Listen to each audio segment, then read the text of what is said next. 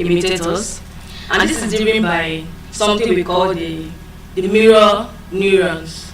Now, these mirror neurons are specialized brain cells that fires when an individual performs a specific action or when they observe someone else performing that particular action, that particular action.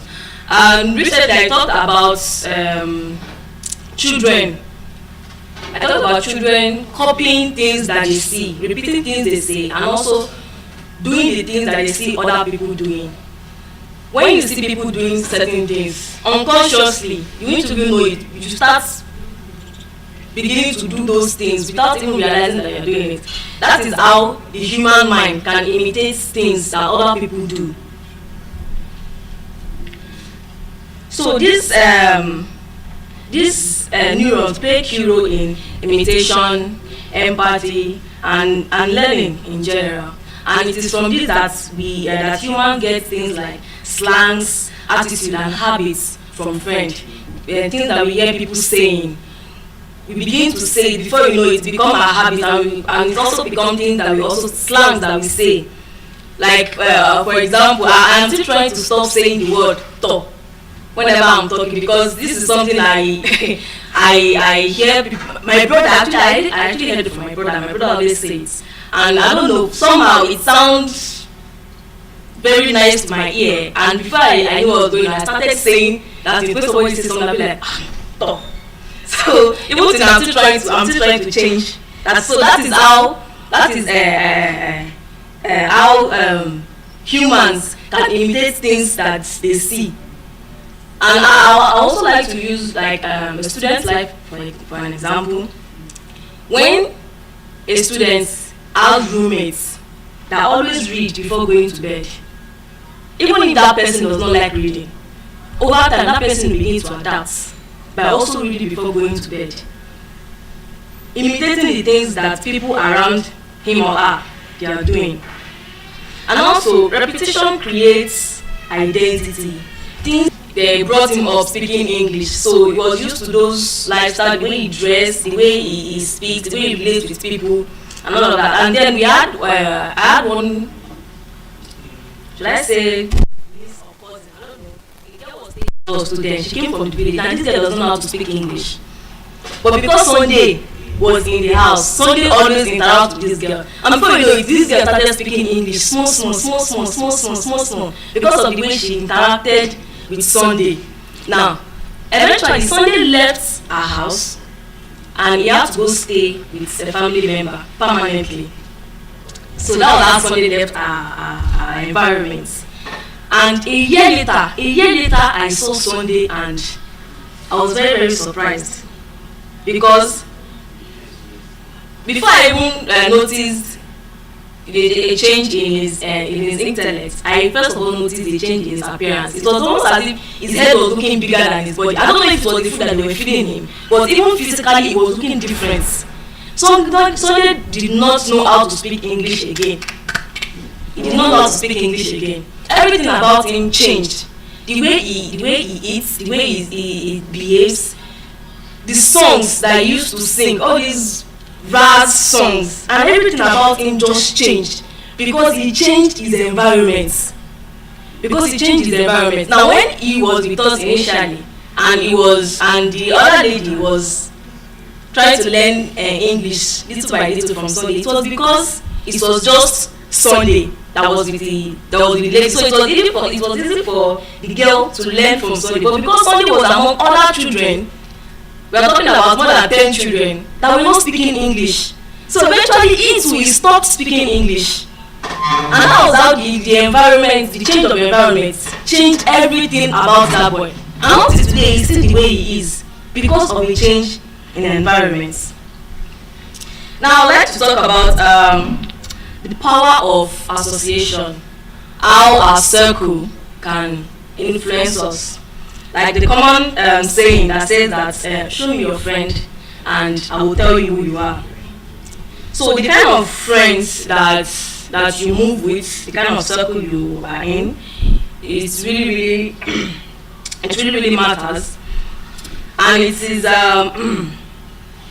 From principle in psychology called the social contagion, whereby where habits, emotion, lifestyle in general is being passed through or spread in a group, like in a group of people.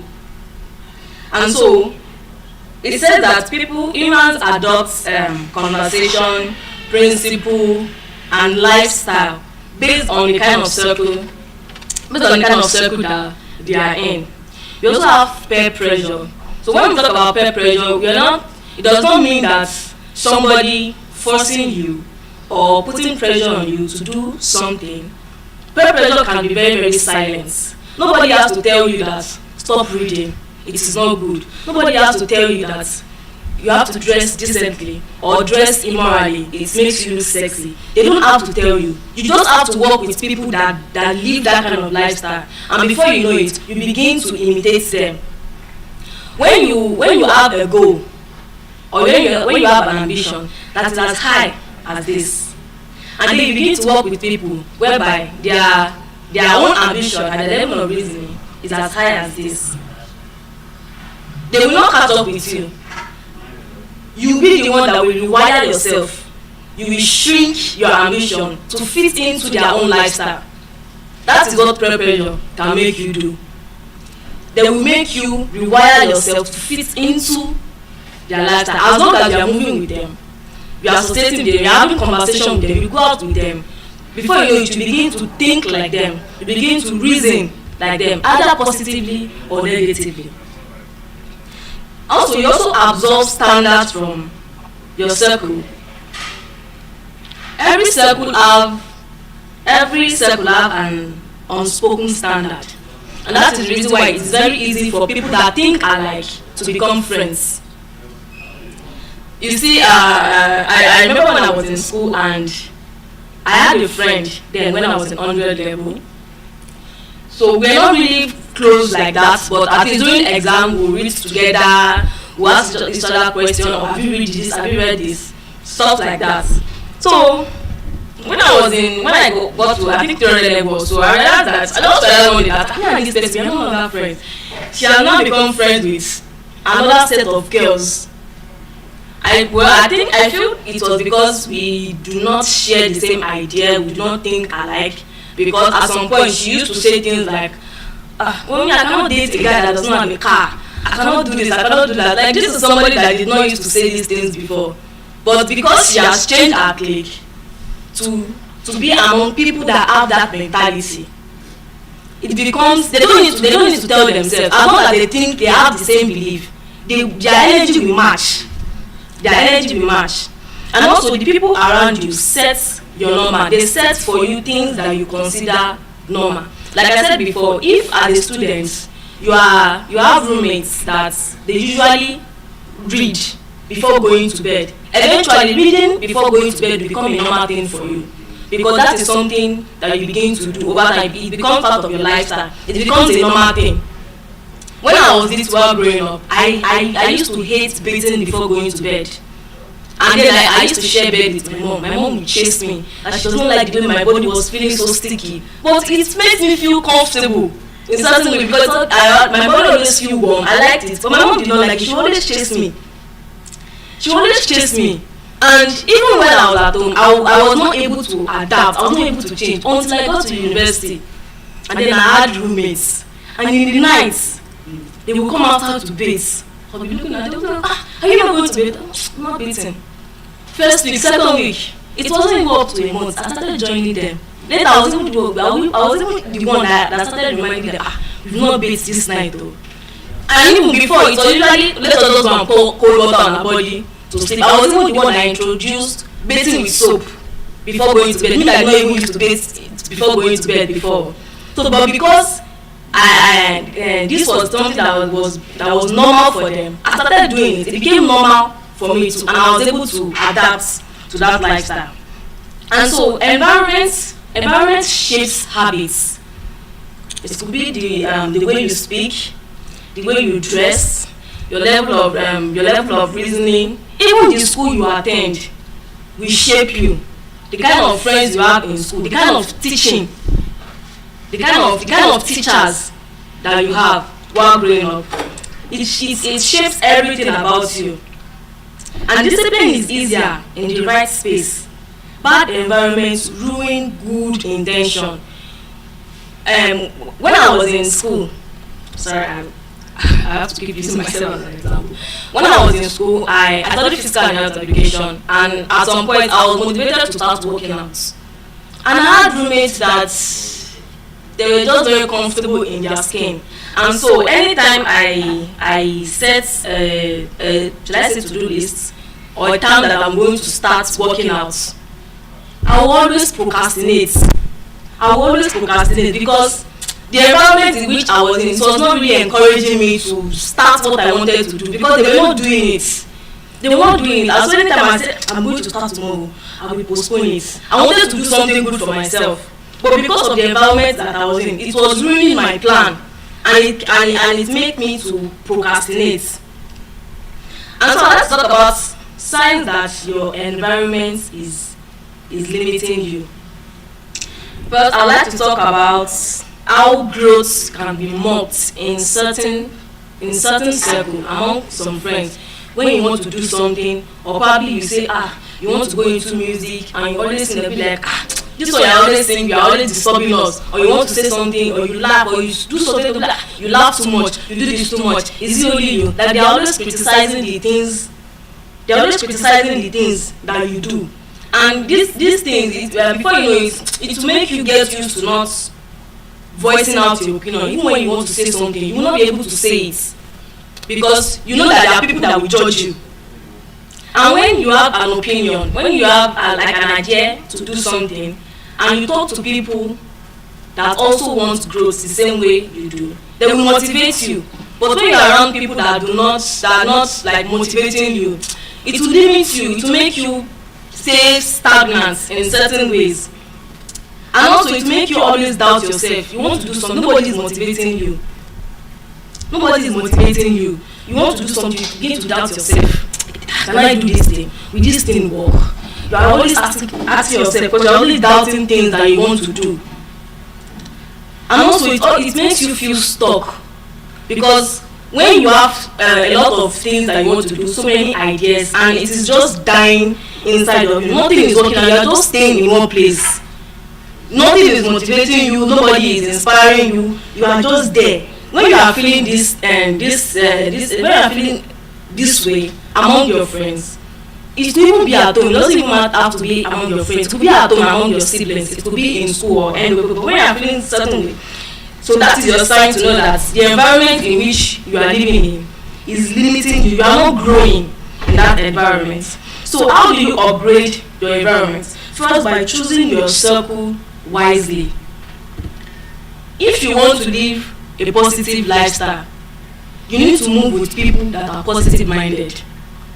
It is just as simple as that. You need to choose the kind of people that you work with, and don't be scared to cut people off. This person has been my friend for 15 years, my childhood friend, and that person is not adding any value to your life. Kindly cut them off. They are not adding anything to your life. You need to move with people that will make you improve, people that will encourage you to grow.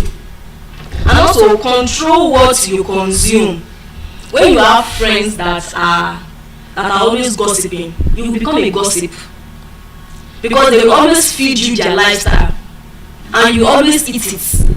As long as you are in that circle, the things that they do, positively or negatively, they will feed you those things, and it will become part of your lifestyle. It will become part of your lifestyle as well. Why I was in school, I didn't really have much female friends, because honestly I got tired of the kind of conversation that they usually have among themselves. They're not talking about guys, they're talking about wig or any location in the island. I mean, I was an introvert, all those things does not even interest me. And so I started like secluding myself from those kind of people, because come on, all these things I could not even relate. These are things that I did not even grow up with. Do you understand? These are things I did not even grow up with. And I just have to know that this certain lifestyle, these certain people, I cannot be among them. You need to spend time with people that are growth oriented, people that are going to influence you to grow. And I'm going to believe that since this program started, in one way or the other, each and every one of us are able to grow in certain way. We are able to learn certain things because we met with people that have achieved so many things. We met with people that have been successful in certain field, and these are things that have inspired us in certain way, motivated us to also think like them, to want to be like them. So you need to spend time with people that are growth oriented. People that when they have conversation, when you are among people that are having certain conversation, you learn from them. You learn from them. And by this you'll be protecting your mindsets. You need to cut people that are not going to be adding anything to your life. Cut them off. Because it will affect your mentality, it will affect your growth, and it will affect your mindsets. It will affect your mindsets. And I would like to conclude with this, that, like I said earlier, if you want to live a positive lifestyle, you need to move with people that are positive minded. If you want to live a different life, you need to be in a different environment, because your environment will shape you, either positively or negatively. Your environment will either build you or destroy you. So it is up to you to choose if you want to build your life or you want your future to be ruined. And by that, you know the kind of people that you want to move with, the kind of friends that you want to have, the kind of conversation that you want to have with people. And these are things that will help you. These are things that will help you grow. It will shape your identity as a person. So thank you all for listening. And with this, I would like to pass on. Thank you so much, Guiness. Good morning, everyone. Good morning, everyone. Oh my God, it's okay. I'm sure everybody's tired. It's been a roller coaster, and we just have to keep pushing. We're almost there. My name is Eloquence today, and today I've titled my speech "The Silent Pressure." The silent pressure when being the smart one becomes a burden. Have you ever been called the smart one? Not once, not twice. You've been called regularly. That being the smart one has not become your identity. There are some people here that they are just always being looked up to. In the house you hear something like, "Oh, he's more intelligent than the others, he knows everything. Ask him, he will solve it for you." There's a way that people have started calling you smart one going up, and it just comes to your identity, like that is who you are really. That is your identity, the smart one. And today I'll be talking about the silent pressure that comes with being the smart one. Because beyond being intelligent, beyond you looking like your life is all together, there are literally pressures that people don't talk about. There are literally some things these smart ones go through that we don't mention, we don't talk about them. And that is why I'll be talking about this today. There was some time ago, many years ago, or maybe a few years ago, because I'm still young. So there's this girl, my dad's place, my dad's office and her mom's shop were on the same street. So I heard one of our classmates, because we do know that attend the same school. So I heard one of our classmates, they were just talking and they said something, we're like, this girl, she's very, very intelligent too. She doesn't know what God has done for her. That the honest truth is that there was one day that she came second position. Mind you, this girl had always, there's always this first position, like every time. So on this fateful day, or very good day, but unfortunately for her, she became the second position. And of course, it's okay. You don't have to get this girl. She wailed, like not even cry. She wailed all the way from school to her house. Like she was literally crying. And the second position is not like she got a very, very bad mark. You know all these one score difference that will just make you be the second person. She cried. People were begging, like, why are you crying? You are smart. That doesn't make you less intelligent, so to say. Oh no. She was like, my mom is going to kill me. My mom is going to do this. My mom is going to do that. And that's why it just brought me to this stage. There are actually pressures that comes to being a smart one. There is this expectation that is required of you. You are supposed to know it all. You are supposed to be the better person. There's just this standard that everyone has set for you. Silent pressure, the burdens that comes with being a smart one.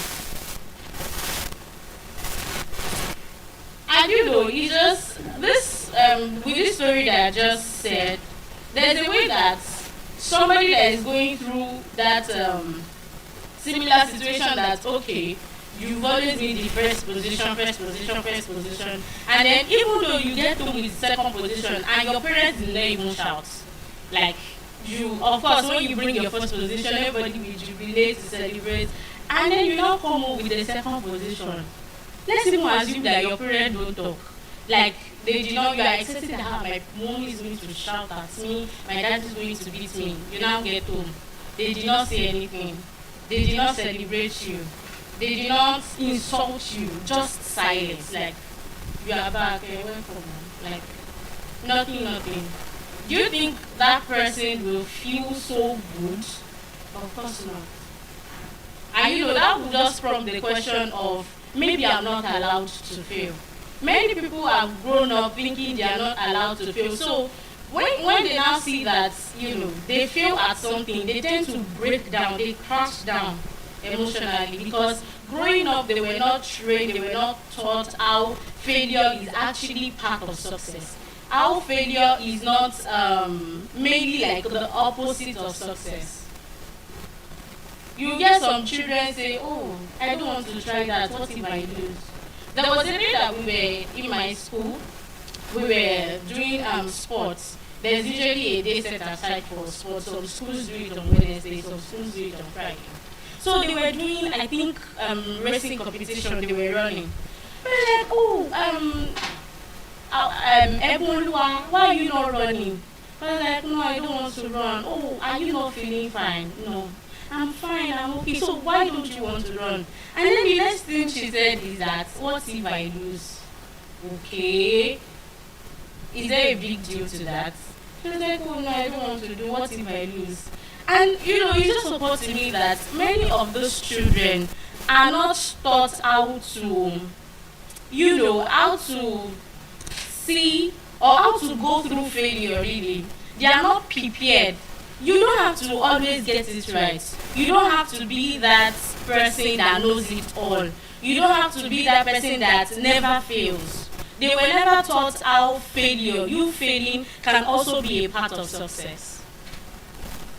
And that is why I'm speaking on, you know, the burdens that comes with being the smart one. Now, let me define who, if I even ask us, let me throw the questions to us. Who do you think is the smart one? Who is a smart one? Omowumi, why are you laughing? Who is a smart one? It's okay, everybody's tired, you don't want to answer. It's fine. But of course, you are going to tell me for you to say this person is smart. You say the person is intelligent.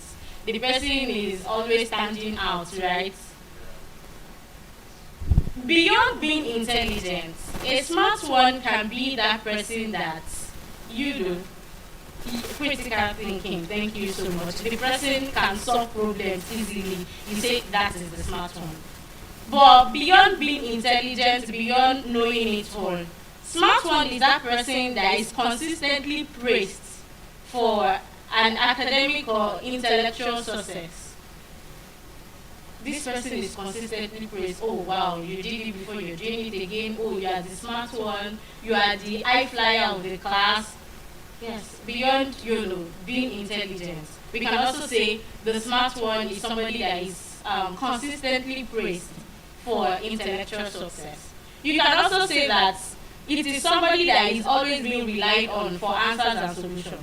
Because there's a way that you are smart in the class. Your teacher will just say, oh, Benke, stand up, go and solve that question, because you know that this child is really smart. And there's a way that teachers too, I think teachers really need to do better in not trying to, put this child in a very, very high position, then you neglect the others because they are not as smart as this so-called person. So there's a way that you are just always like, oh, Benke, you know it, I know you know it, I know you can do it, teach you. Of course, there is nothing bad in you saying a child should teach another. But there's this way that these children, they're just going to look at you that, our teacher has a favorite amongst all of us. And who is that favorite person? The smart one. So beyond being intelligent, it is also this person that you expect that you know better. So when they fail, you'll be like, oh, I'm highly disappointed in you. You should know better. Why? So these are literally like pressures that comes with being the smart one. You are not expected to fail. You are expected to just always keep, staying at the standard that is being set for you. Not even the standard you set for yourself. Just the standard that people around you are set for you. There was this boy that was smart, he's intelligent.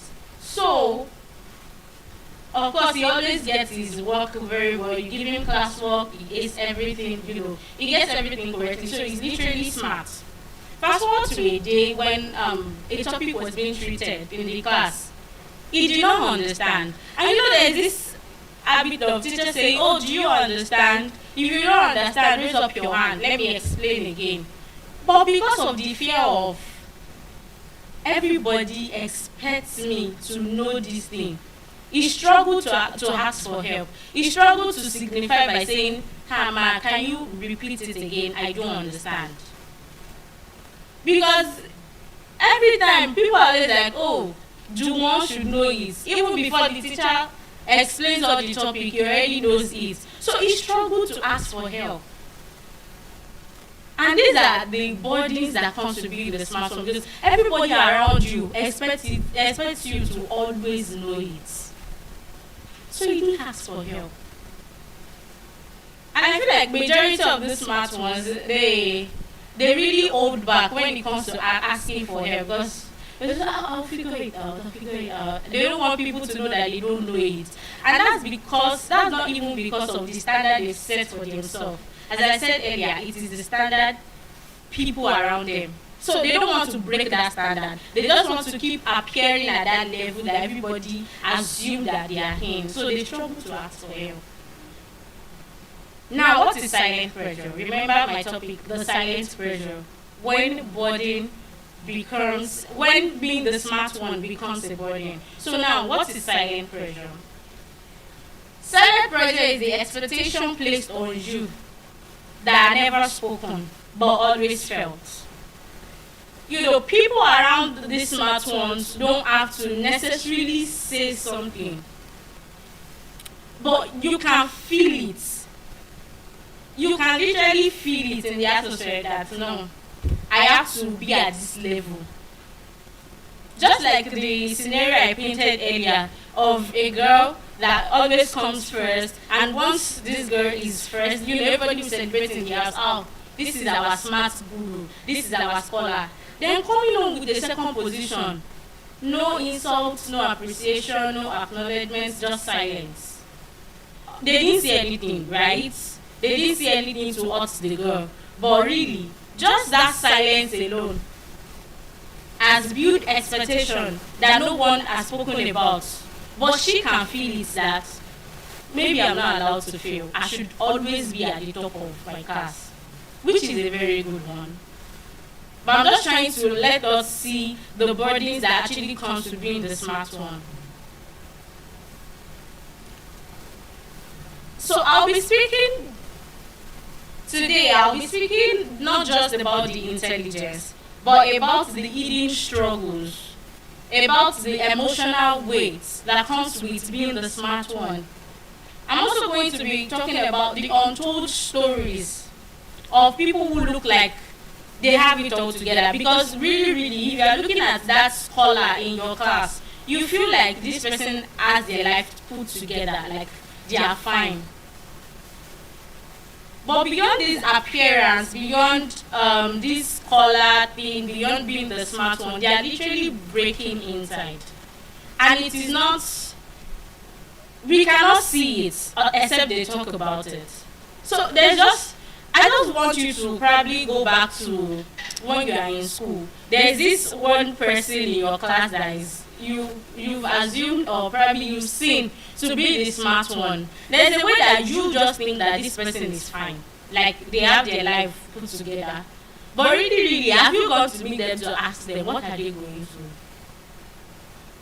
You feel like, oh, this person is smart, so yes, they have their life figured out. But really, most of them, maybe not all, but most of them are going through something. They are breaking on the inside. And that will bring me to a story of this girl in my... There's this girl that I know, let me just put it that way. She's smart. Seriously, she's very, very smart. So there's this way that, before I even got to know what happened, I just know that during exam, she will read question, and before you know, she's already throwing pen. Like, there's just this anger inside of her. She'll just throw a pen. Okay, what's going on? Are you fine? She did it not once, she did it not twice. Then I called her. What's going on? What happened? And then her response will be like, if I don't get this question right, my mom is going to kill me. Okay. When she said that, it really didn't sit well with me. Like, if you get one question wrong, your mom will kill you. Why? So that day, the day she repeated that to me, I felt like this. I just knew it, that you know this question. So it's not like you did not know it. So what's with this? With you saying if I don't get this right, my mom will kill me. So I told her, take a deep breath. Like really, take a deep breath. Now read that question again. Like I made her relax. I calmed her down. So read the question again. She read it the first time. She did not understand. I told her it's okay. If you have to read it 5 times, go ahead and read it. And honestly, by the time she's done reading it the second time, she knew the answer. So what happened? It's not like she did not know it, but I feel like it is this anxiety, this pressure from the house that you are smart, but you don't have to fail. Like failure should not be a part of your success. You should always, always, always succeed. And this is a type of pressure that actually comes to being the smart one. She's smart, not because she's not smart. But this pressure has already affected Dada. If she just read question once and she did not understand, she feels like that's the end of the world. And this is what people don't talk about. We don't really talk about this pressure that comes with, being intelligent. We don't talk about it. Most of these children, they need help. Yes, they are smart. You assume that they are okay. Most of them are not okay. They are literally struggling with something. They are going through something on the inside. It will take you being intentional for you to really know what's going on inside of them. And that is why even if you have a child like that around you, don't try to pressure the child so much. Of course, we all want to have children that are smart, that are intelligent. You don't want to raise that dull or that dumb person. But don't just put too much pressure on them. It is okay to make mistakes. It is really okay. But you not learning from the mistake will not be a problem. When you make a mistake, you are being corrected. Then you watch out for you not trying to repeat the same mistake. So it's okay to make mistakes. But most times we don't tend to teach this children that it's okay to make mistakes. Even growing up, most of us were not taught that it's okay to make mistakes. If you make mistake, you're already in trouble.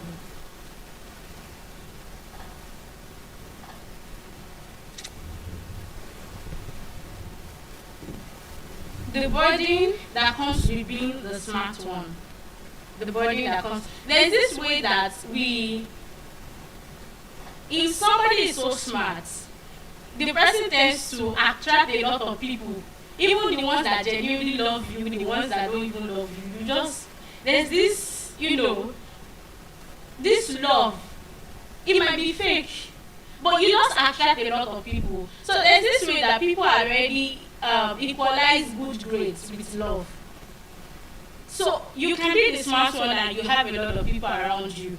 So you having a lot of people around you, you always want to live in that standard that yes, I'm the best. You don't want to come down from being the best because you assume that this is the identity for people to love you. So you don't want to even come down or go below that standard. You just want to keep maintaining that so that everyone around you will stay. There's a way that you just feel like if you come down from that standard that people already set for you, okay, what if I don't know this? Do you think people will still love me? So they're trying to maintain that standard and that position.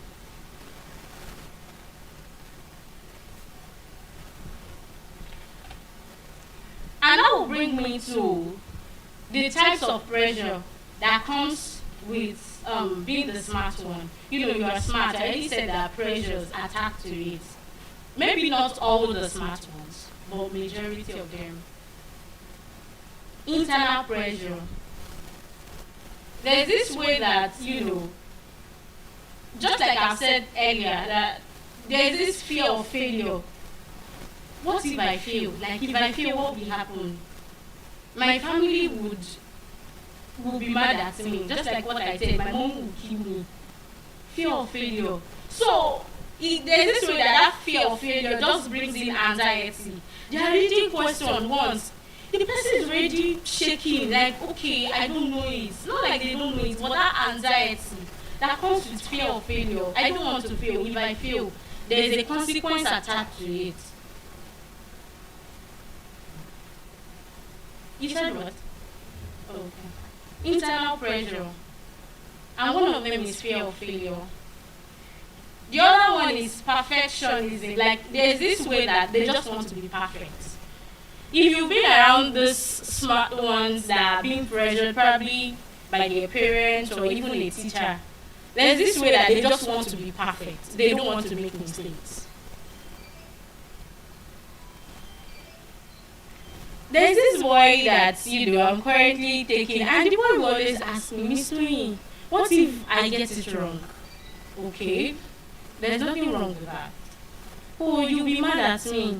Yes, I will, but I will not be mad at you at the same time. Just try. Like, he has not read the question, no. The first thing he's asking me is, what if I fail it?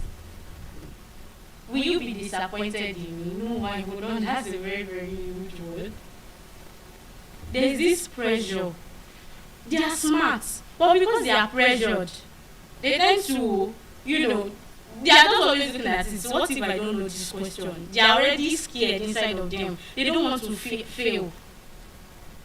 They just want to be perfect because of the standard that has been set for them. Not like they set the standard for themselves, but based on the things that people around them have said, or the reactions from people around them. They are always overthinking. Just in the case of the girl that I said would always throw pen in the example, she's overthinking it. She knows the question, but she's not calm enough to read the question. She's overthinking. What if? Internal pressure. Another pressure is external pressure. From parents, they are always saying that there's a way a parent will just put pressure on you and just be like, if I don't do this thing, just don't come back home because your life is in danger.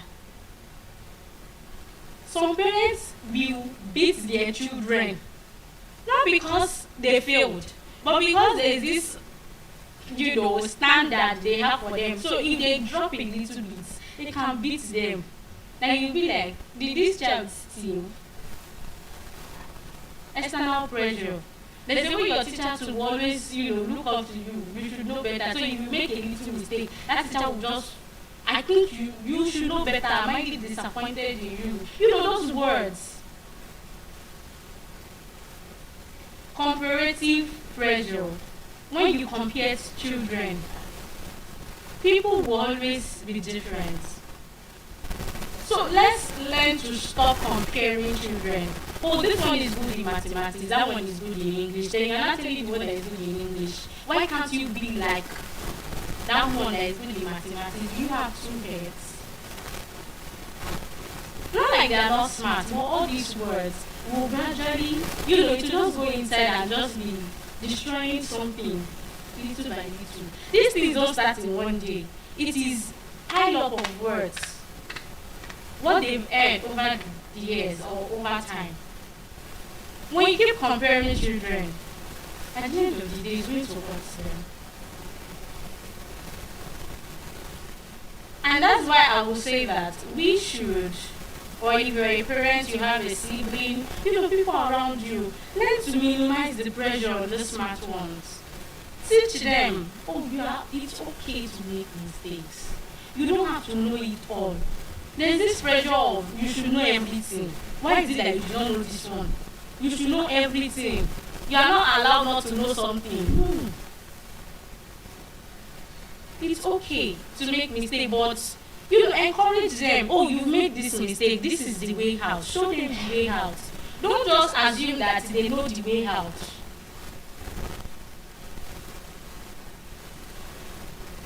And that's why someone said that if you want to correct a child, this child has done something. You don't just rush to, beat the child. Have you shown the child that this is the consequences that comes with you doing this? Have you allowed the child make the mistake and then you've corrected the child again before beating? So teach them. Teach them that it's okay to make mistakes. Show them the way out. Correct them. So that gradually this pressure can reduce. Because really a lot of them are going through something that they are not even willing to say because no one wants to listen to them. Everybody has assumed that they are fine. The eating struggle that comes to being the smart one. Once you see these people, they usually don't want to ask for help. Fear of asking for help. Because they feel everyone around them feels like they know it all. So they don't want to ask for help. Those are the struggles. They don't want to ask for help. Emotional burnout. Just like the girl. She's throwing pencil. That's emotional burnout. Identity crisis. Because they've assumed that this standard, I should always meet up with this standard. So once they fall short of that standard, they feel like that is the end of them. Like they are their score, so to say. Like their reality, their person is equals to the good grades that they have. Identity crisis. Isolation. Everybody assumes that they are fine, they are good, so they tend not to check on them. There are these people that some people who always, in school, they will just call them only when they need help for assignments. You don't call to check on them. Oh, are you really fine? Maybe they gave you assignments in school and you cannot do it yourself. That is when you now remember that one scholar in your class. Then how are you? You just, how are you? Just for greeting's sake, formality's sake. And then you'll be like, this homework, can you please, this assignment, can you help me? You are not really checking on these people, are they fine? But because they are smart, you assume that this person is fine. So they tend to get isolated. Hence, it's hurting them inside. And dangers of this pressure, their mental health will be at stake. Because somebody that is isolated, somebody that, people around them are just attracted to their smartness, so to say. Their mental health will be at stake. They will find it hard to take risk because they are not allowed to fail. So they will feel like, I should not take this risk because what if I fail? What will people around me say? So they don't want to take risk. They don't just want to. Just like the girl that I said, oh, why don't you want to run? Then I respond to, what if I lose? So they fear to take risks because they are not allowed to fail. They tend to live a fake life. And the fake life I'm talking about here is they tend to appear that they understand everything, even when they are struggling with that particular topic. But because they know that everybody around them assume that they know it all. So they would rather go figure it out on their own than asking questions in class. They pretend to understand everything. So now, what is the solution to breaking free from this silent pressure? Redefine intelligence. Redefine intelligence. There's a way that we all have set standards that if you are good in mathematics, that means you are intelligent. We only celebrate that good in mathematics. Redefine intelligence. Beyond the academics, have you celebrated the emotional intelligence? Have you celebrated the creativity of some people? There are some people that they know how to draw. If they draw, you be like, did they use a camera to snap this picture? For maybe they are average students in maybe the other courses. There's a way that we just need to look at this child that you are serious. You are not smart. You don't know what you are doing. So we no longer celebrate creativity. We only celebrate a certain type of success. Have you celebrated that problem-solving skill? There are children who are just naturally blessed with solving problems. Before another one would think of solving the problem, this other one is already at it. Have you celebrated that? Oh no. So let us redefine intelligence. Let's normalize failure. Because failure is not the opposite of success. Failure is actually part of success. So normalize it. Don't make people feel like if you fail at this thing, that's the end of the world. No, it is not. Ask for help. Ask for help. Nobody is going to hold you for asking for help. Stop trying to live up to the standard that people have set around you. Oh, you should know it all. No.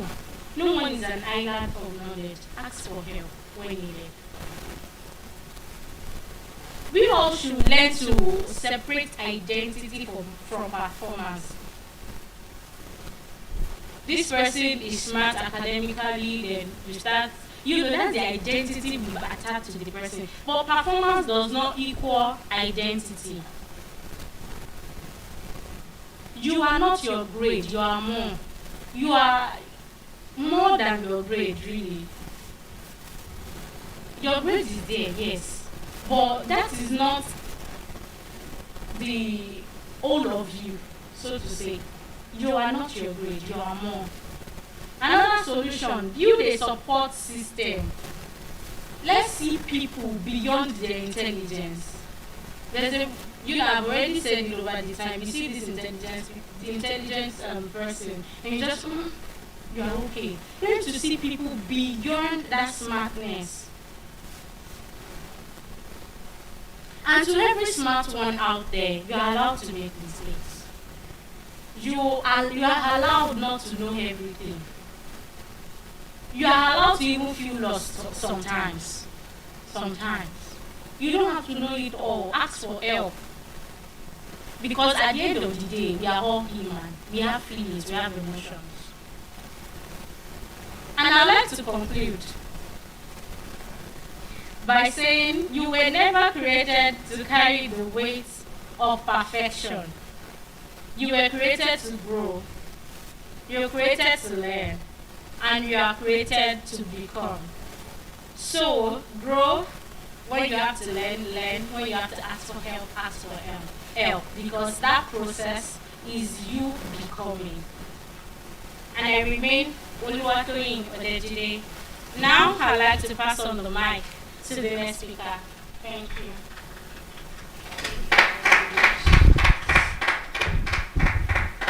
Thank you very much.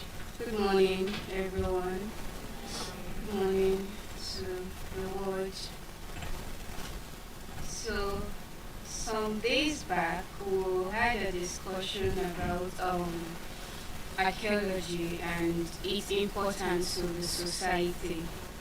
And then we spoke about the material evidence that are being used to study the present life, looking back at the past life or past society with their material evidence. So, this morning we are going to be discussing a little about how to find this material evidence. How can we find or locate this material or archaeological material evidence that are usually used to study the past life of humans and then to reconstruct the present society?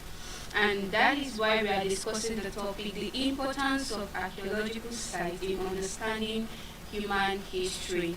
The importance of archaeological sites in understanding human history. Now, what is archaeological sites? We said archaeology is the study of the past human with material evidence and other artifacts and eco-fact found, right? So now we are discussing the archaeological sites. We say archaeological sites are one of the most reliable and direct way we understand human history, especially period where written records are absent or incomplete. When we talk about some certain history, you can see that history mostly has a document where we talk about during the time of the prehistory, there was nothing like a written records. So we have to, before you can be able to study this past life, then you have to make your research about their material used, how they live, their sites, through your survey, excavations, and many others. So we said, now archaeological sites provide physical evidence of how people live, thought, and interact with their environment. An archaeological site is any place where material evidence of past human life is preserved. These sites are studied by archaeologists to reconstruct how people live and interact. So now we're going to be looking at these are archaeological sites. Now before we go into the importance, we'll try to review about different types of archaeological sites that we have. Now when you get your material evidence, we have so many material evidence ranging from the artifacts to ecofacts and also to some certain material remain that was used and left behind by past human. So we are going to be looking at some of these archaeological sites. We have different of them, we have so many of it. And this morning, before we go into the importance of how important an archaeological site is to us, we're going to be looking at some of these types of archaeological sites. So what we said, one archaeological site that is very important to humanity is the settlement sites. Is the settlement site. Now when we talk about the settlement site, this has to do with places where people live for a period of time, ranging from small village to cities and so many others. Now this settlement site tells us about the houses, the huts, the interaction, like the trade, the communications, how they live, how they speak with each other. Now, if I want to study a certain village, if I want to settle a certain village, and a village where there are no written records about them, there are no documentation, because in the times of, in the past, there was nothing like a written record. So, if I want to study them, I will have to go through the settlement pattern. Now, when I go to a certain village or to a certain abandoned settlement, I will have to study their structure. I will have to study how they build. I will have to study their trades, maybe like remains. For example, in the past, most of them make use of this pottery. Of this pottery for their trading and all of that. So studying it to actually give ideas about how these people were able to live and then relate with their environment. That is why if you want to know anything about the settlement patterns of the past human, then you have to go through their settlement pattern, or you have to go to the archaeological settlement sites to study more about them. And then the second one, we have burial site. Of course, a lot of people are kind of interested in burial site. It's not because they love to bury or they want to see the skeleton, but most people go there for looting purpose, illegal acts. That's because most dead people, or most people bury their dead with grave goods. Like you can have your goods, like some jewelry, there are some. And then this burial site has to be like, there's a way they can actually like differentiate how the poor are being buried and also how the rich are being buried. So in that way, you'll be able to study how the past people usually bury their dead. And most people, you can see that up to date, some people still practice it. When they want to bury their dead, they usually give the dead like some cutlass. Maybe the cutlass might be made of pure gold. And of course, looters will definitely come for it because they cannot allow real gold to be wasting in the grave where when we actually need it more. So now these grave goods are being looted and all of that. So that's why most people pick interest in a burial site. And also we have now we'll talk about the burial site. That's why we have the grave, the tomb, the cemetery, and also they contains like human skeleton, and also the coffin and burial chamber, grave goods like the jewelries and tools and portrait I mentioned earlier. Now, when it comes to the portrait, it has to do with the cultures or the traditions of the people, because some people believe that okay, when a king died, there's a certain way they bury a king in their land. So most people have to do some certain rituals, and the rituals might contain might involve with the use of some pottery. And it's not all pottery that you see in shrine that are for like a shrine purpose. Some are being buried with the dead, and you can usually find like maybe like a crown. Who knows if the crown is actually made of real gold? And also some jewelry that you can actually find, and also some of these tools that are being buried with the dead are all called the grave goods. And a lot of people actually find interest in these burial sites because of the evidence, the material evidence they might literally get from it, and also what they stand to gain from it. Imagine someone excavating a whole grave that has to do with a king. Maybe a king was buried in a coffin that is made of pure gold, and someone will go there and loot it, or some like take out illegal looting there. So that might actually cost the people, right? So most times that's why people find interest. And when you want to study more about these people, because most times these particular people, we say they are the past human, and most times there are no written records, or is it that there are written records and history is a little bit more biased because of some culture shock, or some things they might not literally want to reveal to the people about their tradition. So if you want to really know more about these people, if you want to study more about these past people or those abandoned sites, you have to go to the burial site to excavate and then try to like study. From there, you can understand better how they bury their dead, what they usually do for their ritual, for their burial rituals, and all of that. And also, we have for example, we have the Giza Plateau contained pyramid that serve as a royal tomb for ancient Egyptian pharaohs. And then we have the number 3, which is the religious site. Of course, in the past, there's so many religions like the pagan, the idol worshippers, and all of that. So if you are a researcher and you want to really study about the religious life of the past people, and in a situation whereby there is no written record, what you will do is to visit some of these religious sites. Probably if you visit a room like this that contains just a pulpit and a speaker, the mic, and all of that, Now you will be able to like, or maybe like you see a wall with banners and all of that, you'll be able to differentiate that, okay, this is actually a Pentecostal church. I'm just giving an example. And then if you enter like a Catholic setting, if you enter like a Catholic setting, you will see the crucifix up, you will see the sacramental, you will see this, you will see that. Now you'll be able to differentiate which one is for the Pentecostal and which one is for the Catholic members. So that is how they usually used to like study the past religious. And also there are some shrines you will visit, you know whether it is actually like for women or men that are operating this one, women are operating this one. So that is how to study this religious life of people that have passed without a written document. And we also have another one, which is the industrial site.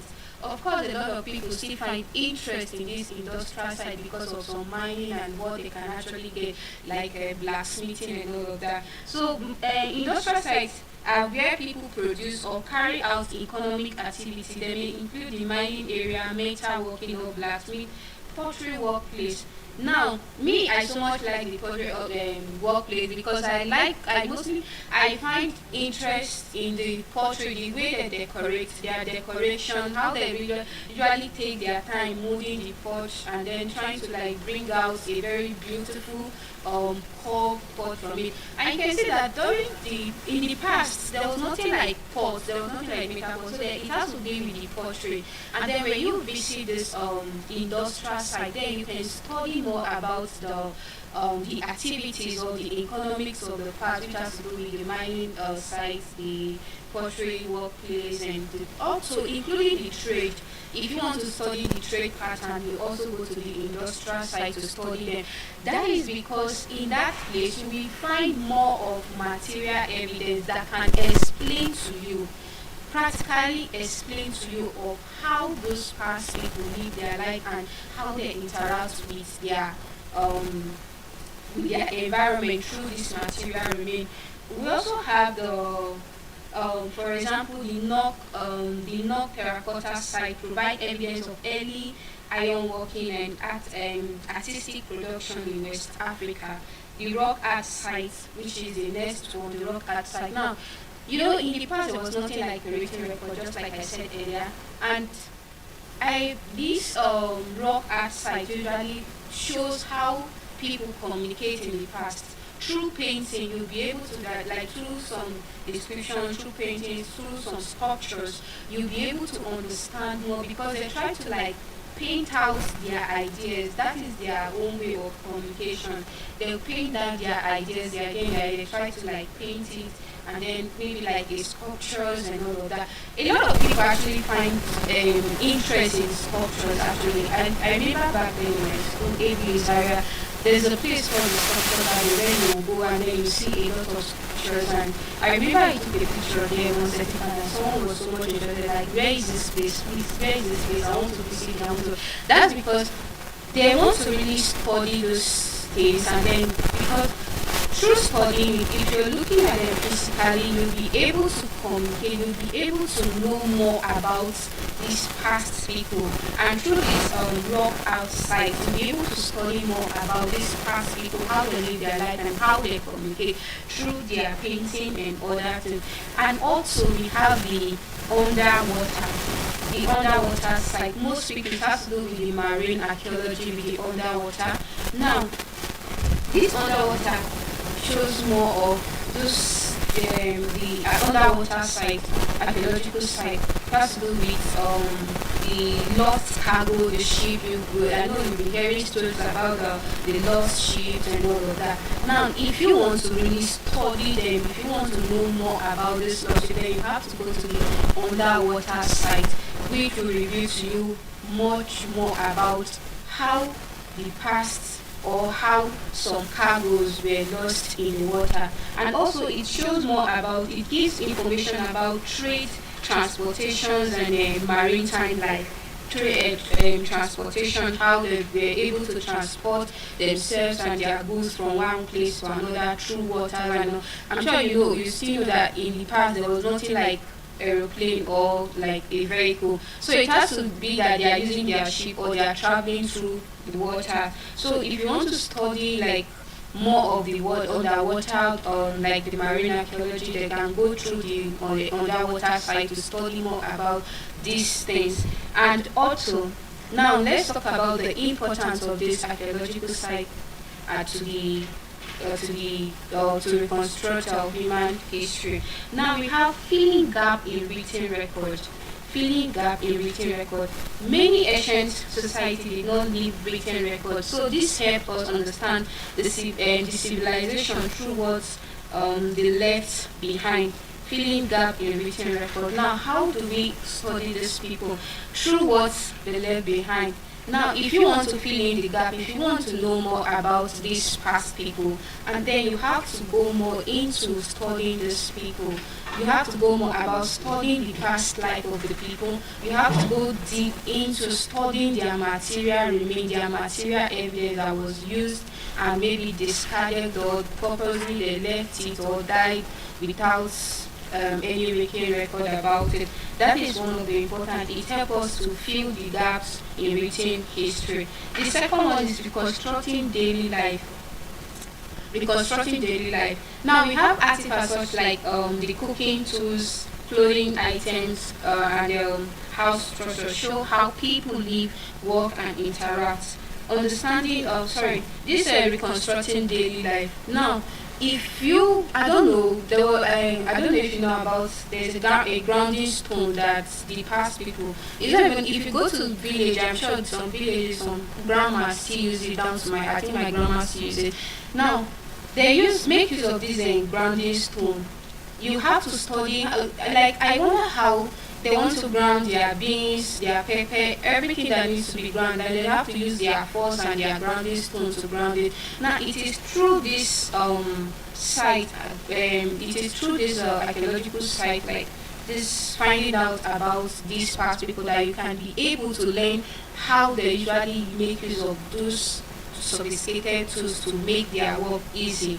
And so now, it is, sometimes I wonder how is it possible, grounding some things with your hand and the strength, but then it wasn't that difficult for them. So it helps us to understand them more.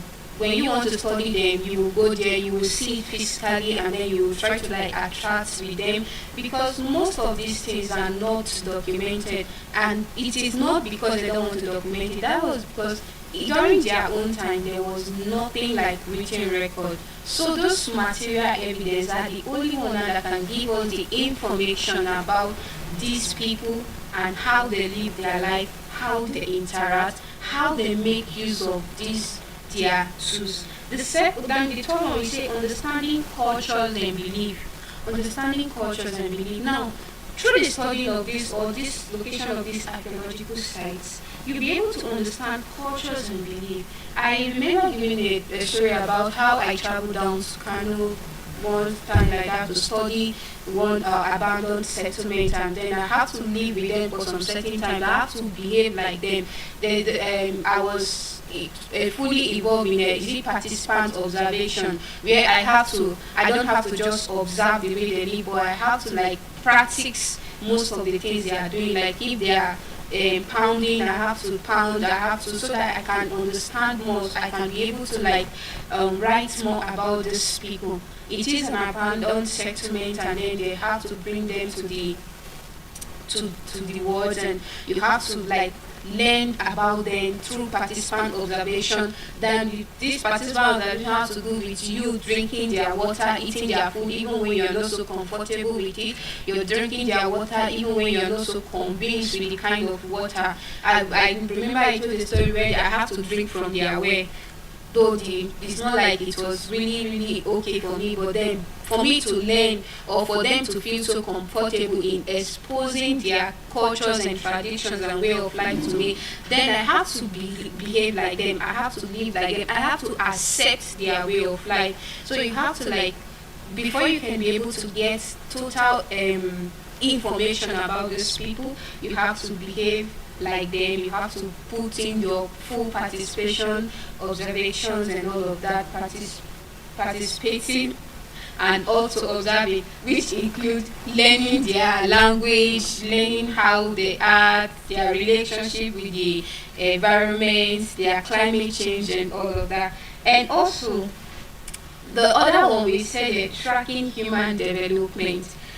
It shows how human evolve over time, technologically, socially, and economically. Now, it shows how human evolve over the time technology. When it comes to technology, during their time there was nothing like this system like the laptop, handset they are using now. So what are their technology? Because that we are being told that okay, before then they are already into technology. So what are these technologies? Now, studying these people, archaeological site will help you review the kind of their own technology, how they were able to make use of their own tools. I remember then that we were having like a little bit of practical where you have to crack stones to get fire. If you want to light, if they want to cook, they'll have to bring two stones together, then crack it together to see if they can get their fire. And that is how they set their fire to cook their meal. And also trying to like maybe like scrape a stone or a rock to get like fires and all of that. So all of these are known that their own technology. Then as of them, these are parts of their technology. And if you really want to study them, then you have to go to these sites. You have to go to this site because there are no written records about them. So you have to go to this site to study them and then to like look at it, look at how they behave, look at how it was. Because these evidence are definitely abandoned. They were abandoned in the sites. They are abandoned in a site where no one really cares about them anymore. But as an archaeologist, they really cares about them because the past actually it is what they like because they want to use it to reconstruct the present and also to send the information to the future. Because of course our past matters to us. That's because through our past we'll be able to understand more of our present and then our future, so that our histories, our tradition will not die. So we have to like bring it, we have to value it and then show more interest in it. And the other one is verifying historical accounts. Another importance of archaeological site is help to verify historical account. It confirm or challenge written record, making history more accurate and reliable. Now, when we say it challenge histories or written record, there are some cultures or there are some villages that have a lot of culture shock. Right? They have a lot of culture shock. Probably they are not really convinced with it. Now let me use this recent this thing that happened in which of the state that they said is it like a day set aside for like raping women. Now it is a culture shock. Now because a lot of them are now like ashamed of saying it out. Maybe in history they might not be able to like jot it down. Anyone that is from that side and is writing the history of that place, they wouldn't want to like rewrite it down, and you can see that the next generation might not really know more about them. Now it is from this evidence and some evidence left behind, maybe through the art of all of that, somebody might really want to like do like a painting or try to like bring out like a sculpture, trying to like have a sculpture that describe how the men were actually trying to like abuse the women. And from this evidence now, even if it is not written, when you see this, you know that okay, so thing happened in the past. So you begin to like question it, and someone who is willing to really review it, you might really tell you the information. And without a painting or the sculpture, you might be able to like imagine it in your brain, like how do you get? So that is one of the importance of archaeological site. It review some of these cultural shock, some of these evidence that are not written down, or because of bias, they might not really want to like bring it to the people's notice and all of that. So and we also have preserving cultural heritage, archaeological site preserving cultural heritage. Now, most of archaeological sites preserve cultural heritage. Like some of these cultural heritage that are actually buried on the ground. people don't really get access to it except for construction purpose. It is during construction purpose that they might literally like destroy it. So this archaeological site trying to like protect this material evidence that are buried beneath the ground, and also it preserves this cultural heritage because after excavation you'll be able to understand more about the people, ways of life. Probably depends on the kind of materials you excavate, or if you just like okay maybe like visit the museum once in a while to study those materials that then you'll be able to understand more about how to reconstruct your past and then how to preserve this cultural heritage. And also we have another point is it helps to promote education and tourism. It helps to promote education and tourism. Like most famous sites attract visitors and researchers, contributing to education and economic development. Now, through these archaeological sites, the young generation might literally like try to like study about the past. So it preserves it educates them. Most people now are no longer interested. A lot of people now don't even visit the village because of one thing or the other. Now it is through this education, maybe like a researcher try to work on a particular village and then try to like take it, publish it, and people get to read about it and then study the life, the way of life of the people, their activities, the way they communicate, the way they play with each other. So now you can see that you're already educating them, and in the near future they might be able to pass down the information to the next generation. That is one of the most important things because it helps us to like bring out this tradition, like our culture, our tradition can never be lost because it is passed orally from generation to generation or through documentation and then being published and people get to read about it maybe online, soft copy or hard copy. And it is important to create awareness about this because if not, it will be exposed to looting. Now, creating awareness about our material culture is very, very important because it is through this material culture we all have identity, right? We all have our identity, we all have where we came from. Even if you're born in Lagos, in a town or town, you still have your identity. You still have English is not our language. So your language is your identity. Who you are is your identity. You are Nigerian, and then Nigerian history and Nigerian tradition has to keep. It doesn't have to die because people are now like in the modern world and they no longer cares about so much about the traditions or the culture. Now, our culture, our tradition is our pride. And this material remain at so much that okay we really believe in, and that's because it can help us to study more about the people, their way of life, their social activities, their economic and then their trade also. Now you can see in the past they said there's trade by barter where you give me this to exchange this with this, give me this. Now it is no longer in existence. If it was not like penned down, this generation or the next generation wouldn't have known that there was something like trade by barter whereby you give me this one then we'll exchange it for this one. So it is through all this evidence that we in our own time can be able to pass this information to the next generation because it was passed down to us by other generation and we are passing it, and we are not just passing it with words of mouth, we are passing it with material evidence.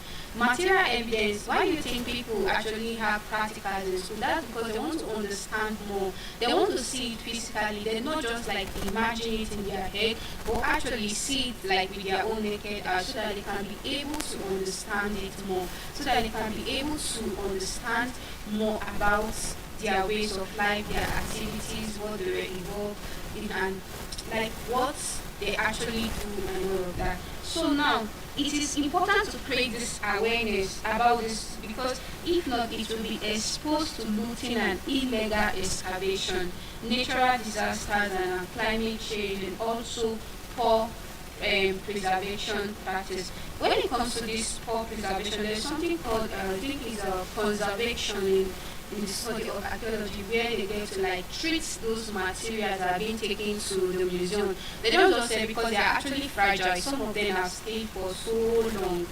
Now, after dating it with this is it radiocarbon dating to find the age or something, now you have to take it through, it has to go through the process of this conservation so that it can be able to stay firm and for the next generation to actually study. And that's why you see that most of this material evidence that in a museum, they are not just there. They went through some certain research, some dating method, and also some conservation method just to keep them strong for the next generation. So, in conclusion, I would say archaeological sites are like time capsule that preserve the story of humanity and study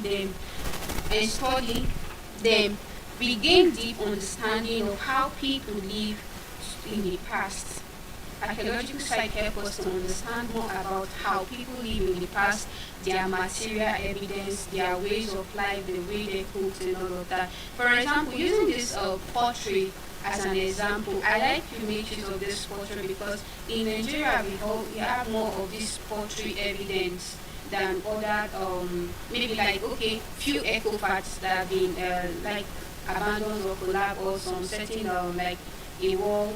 They'll be talking about those wars in the northern part of Nigeria and all of that. Now, this portrait has to tell us so much about not just their way of life, but including their trading, their economic activities, that has to do with the industrial side, and also like their with the communication actually, with the communication and also with their cooking methods, which has to involve with including their cooking method. So archaeological site is very, very important to our society to use. It is very, very important to our society, and it helps us to understand more about the way of life, how the past people live and behave, and also through their communication with the environment and the society. And this can only be possible if only the young generation or our generation pick more interest in the past, to study more about the material used and left behind by past humans, to be able to reconstruct the present and also the future. And now, having said this, I would like to pass on the mic to the next speaker. Thank you very much. Good morning, everybody. Good morning, everybody. I know we are tired, but regardless, let's have to continue. Today, I would like to talk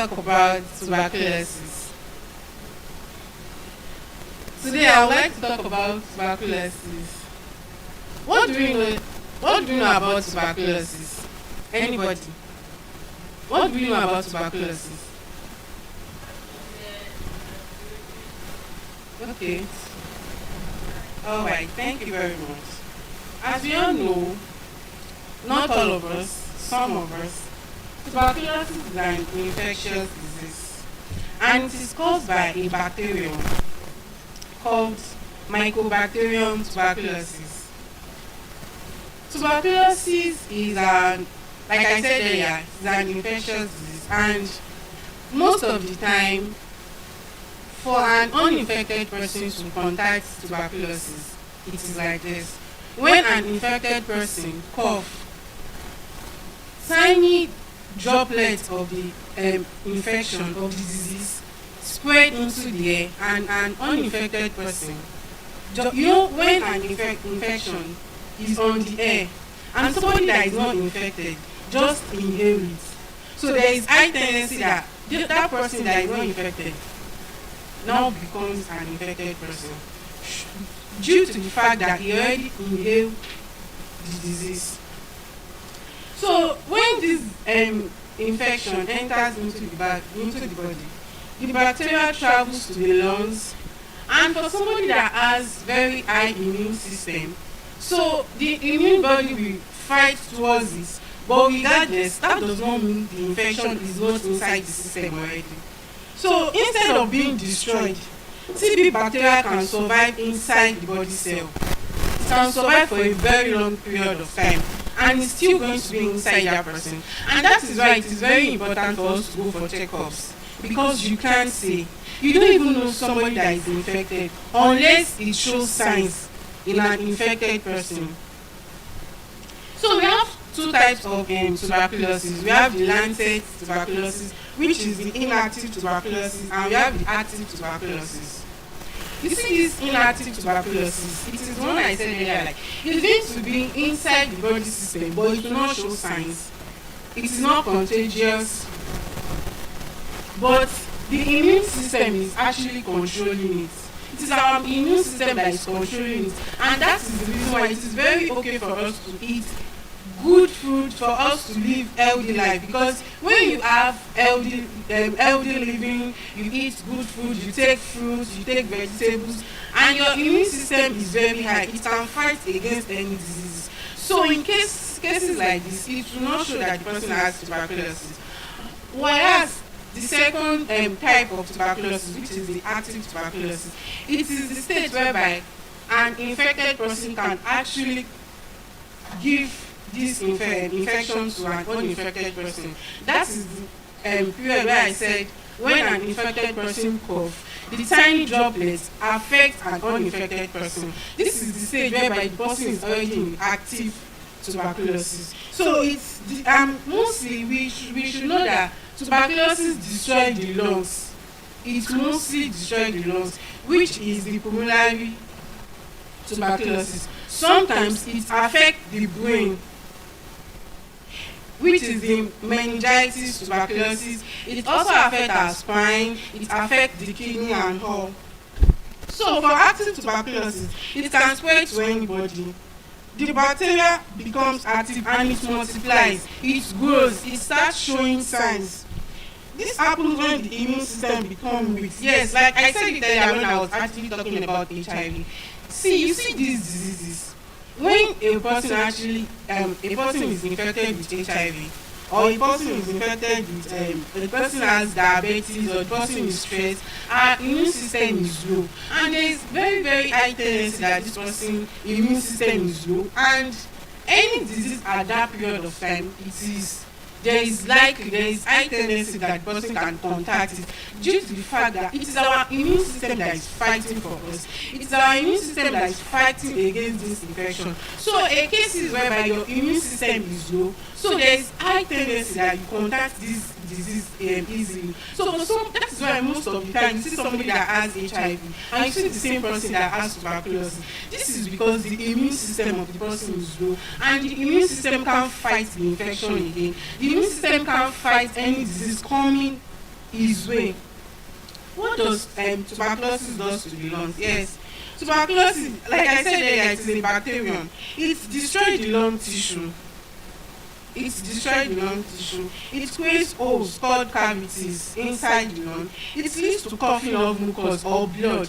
That's why it is important. Even if you are coughing and you feel it is just, you don't have to feel like it is just normal cough. If you are coughing, it is necessary for you to just visit your doctor. Regardless, you don't know, it might be actually tuberculosis. You can't say.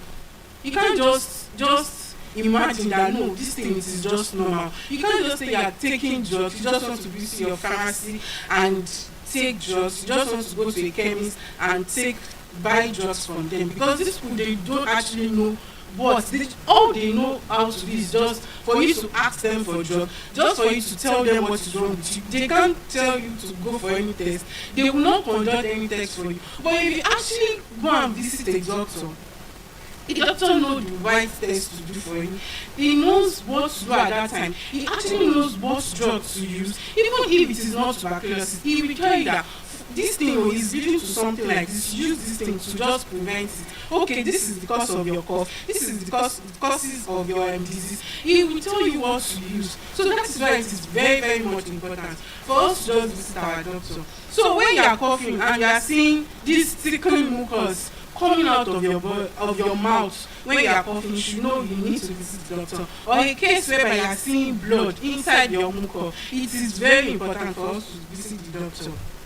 So, it is very important for us that to know that coughing and seeing blood, it might be little.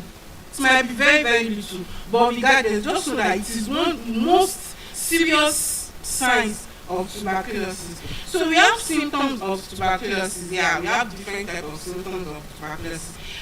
A case whereby the person is coughing persistently, non-stop.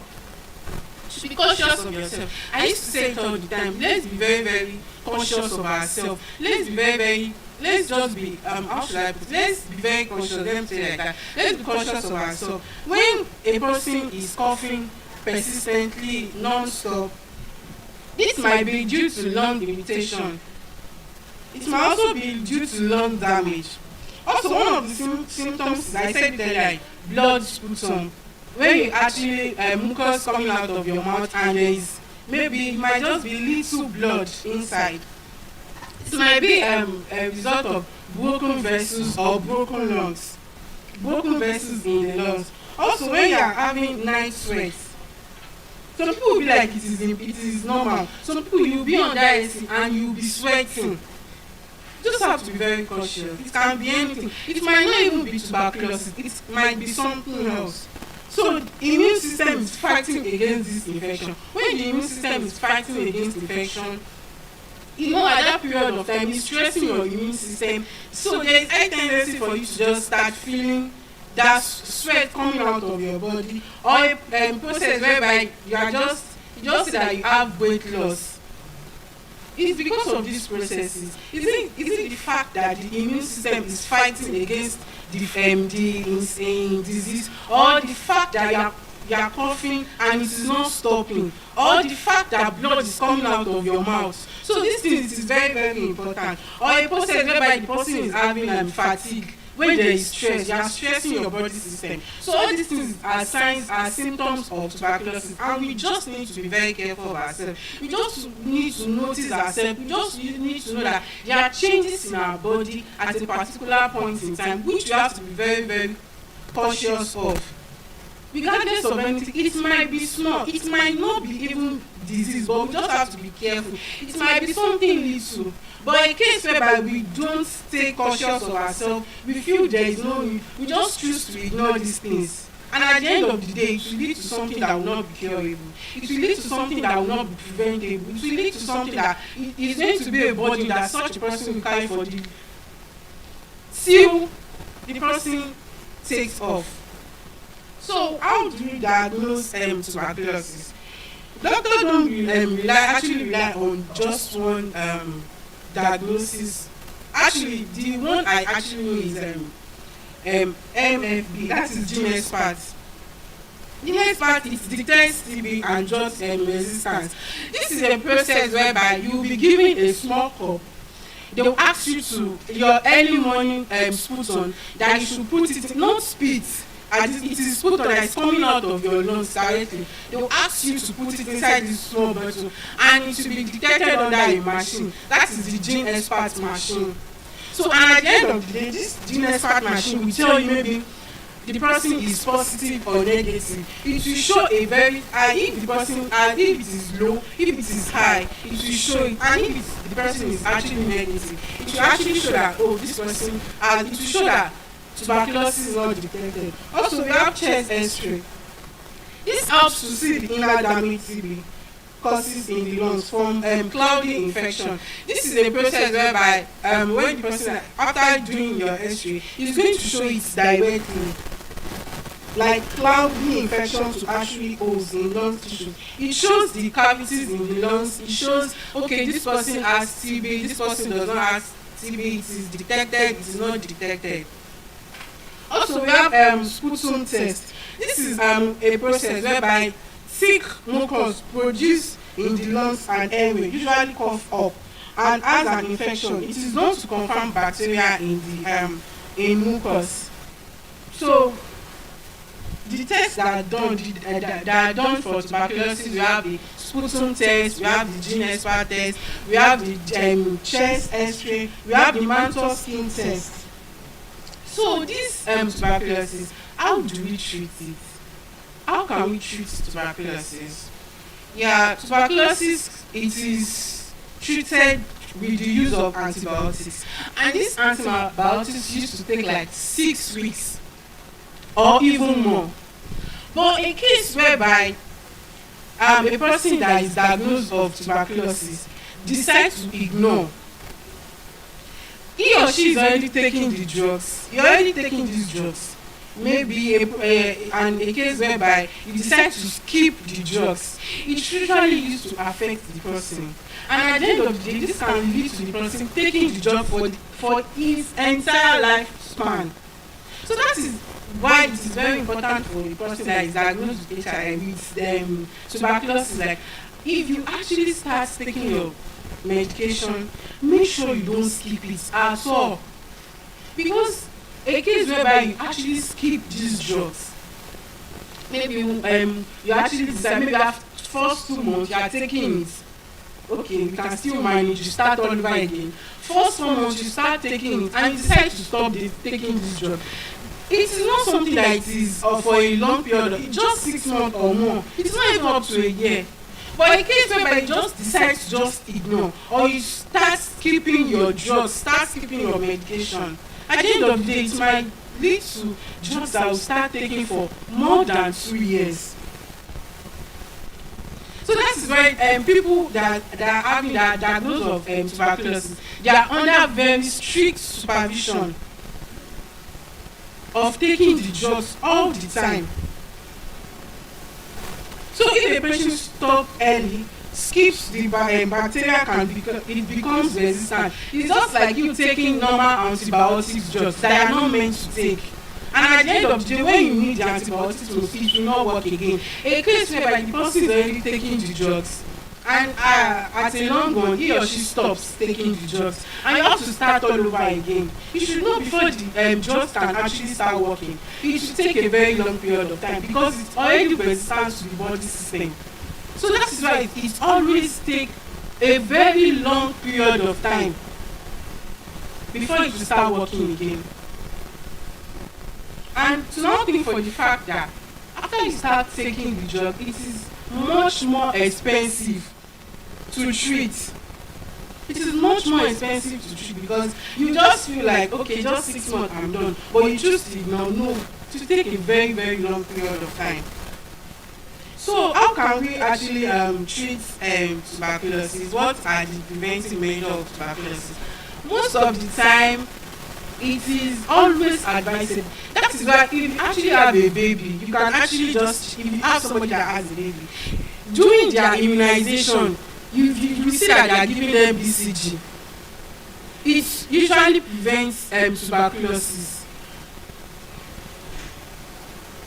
So BCG helps against severe form of tuberculosis, especially in children. Although BCG is not something that it is not a vaccine that actually eradicates this tuberculosis, but at least it prevents it to a certain level.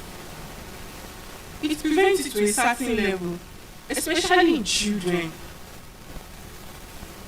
So again, we can actually prevent tuberculosis by I said it earlier, eating healthy. Also, we have different type of immune drugs that we can use that actually can boost our immune system. It can help us to build our immune system, and when our immune system is actually okay, it's actually well built, there is low tendency of us having any diseases because it is going to help us to fight these diseases. And again, I actually used to say that prevention is better than cure. If you actually notice these signs, you actually notice that, oh, I'm coughing and this cough is not going easily, or it's becoming regular, it comes, it goes, it's just constant. You just have to visit the doctor. That is why it is good for you to detect these things early. It is very much important. So public health measures, isolation of infection. Although you might not know that this person is infected, and that is why it is very, very good for us that if you see somebody that is coughing, you don't have to put your mouth, just prevent yourself, because you can't say, you don't know who is who. Somebody that is HIV positive will not tell you that I'm HIV positive. Somebody that has tuberculosis will not tell you that I have tuberculosis. She will not tell you, because she feel if she tells you, how will you feel? What will you be thinking? You will just want to isolate yourself from her. So that is why it is okay for us to just prevent ourselves. So you see some people, a person will be coughing beside them and you see them putting their mouth. It is not good. It is very risky. You don't know who is who. You can't say, it is what I tell you that I have that you know. If I don't tell you that I have a particular disease, you will not know. It is good to your nutrition. Eat balanced diet. Okay, just assume somebody that takes alcohol, that the person is an alcoholic, the person is addicted to alcohol. Definitely, the person immune is low. And how should I put it? Any person that is infected with tuberculosis beside the person, and the person just cough, there is high tendency that the person just be infected immediately. Or somebody that smokes, or somebody that is HIV positive, because their immune is low. So there is this tendency that you can contact disease easily. It is there because the immune that will fight it is low already.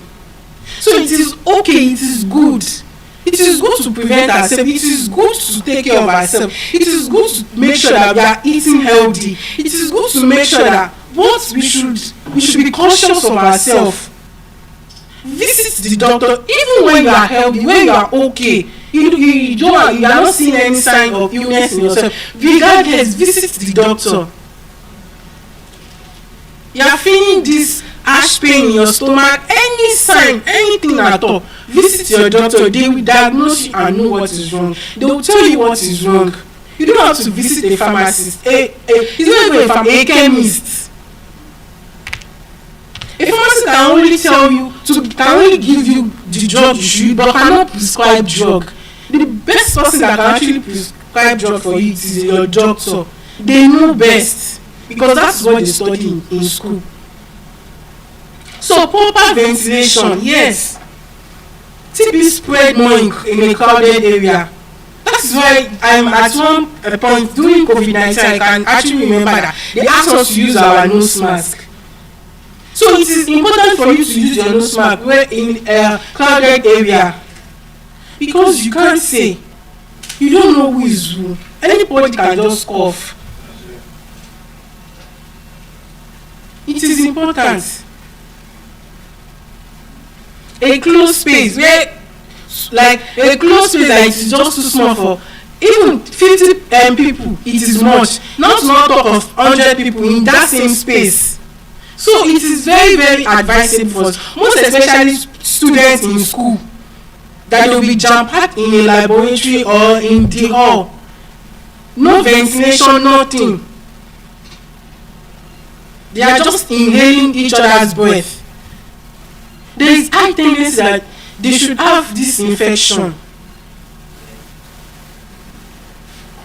Please, let's take good care of ourselves. If you see blood in your cough, just be cautious of yourself.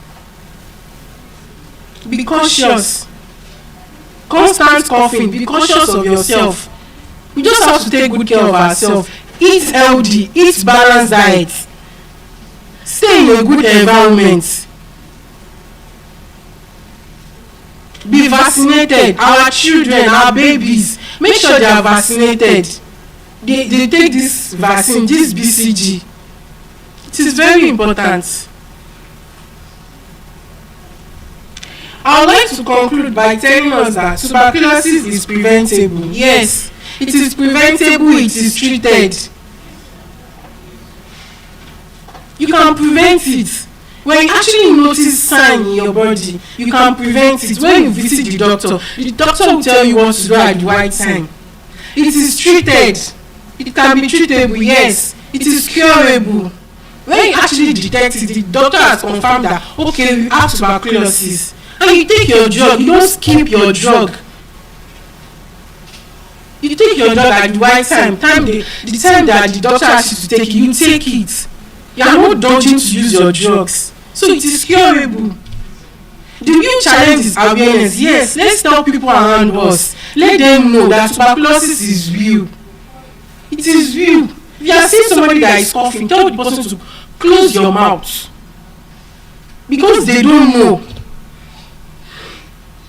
They don't know. They don't know the causes of their action. So let us stay informed. Let's get ourselves tested. Angela, go to the hospital, go and treat yourself. Let's get ourselves tested when necessary. Visit the doctor regardless.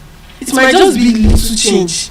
And that little change, if you decide to ignore, is going to cause a whole lot. Let's support those that are infected. A nobody decides to confide in you and tell you, oh, I'm infected with tuberculosis. Don't body shame the person. You don't have to gossip about it.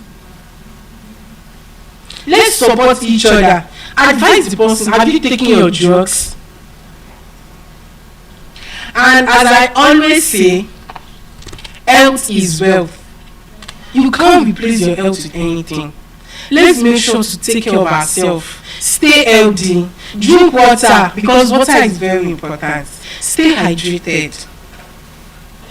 And right now, I would like to pass on the mic to the next speaker.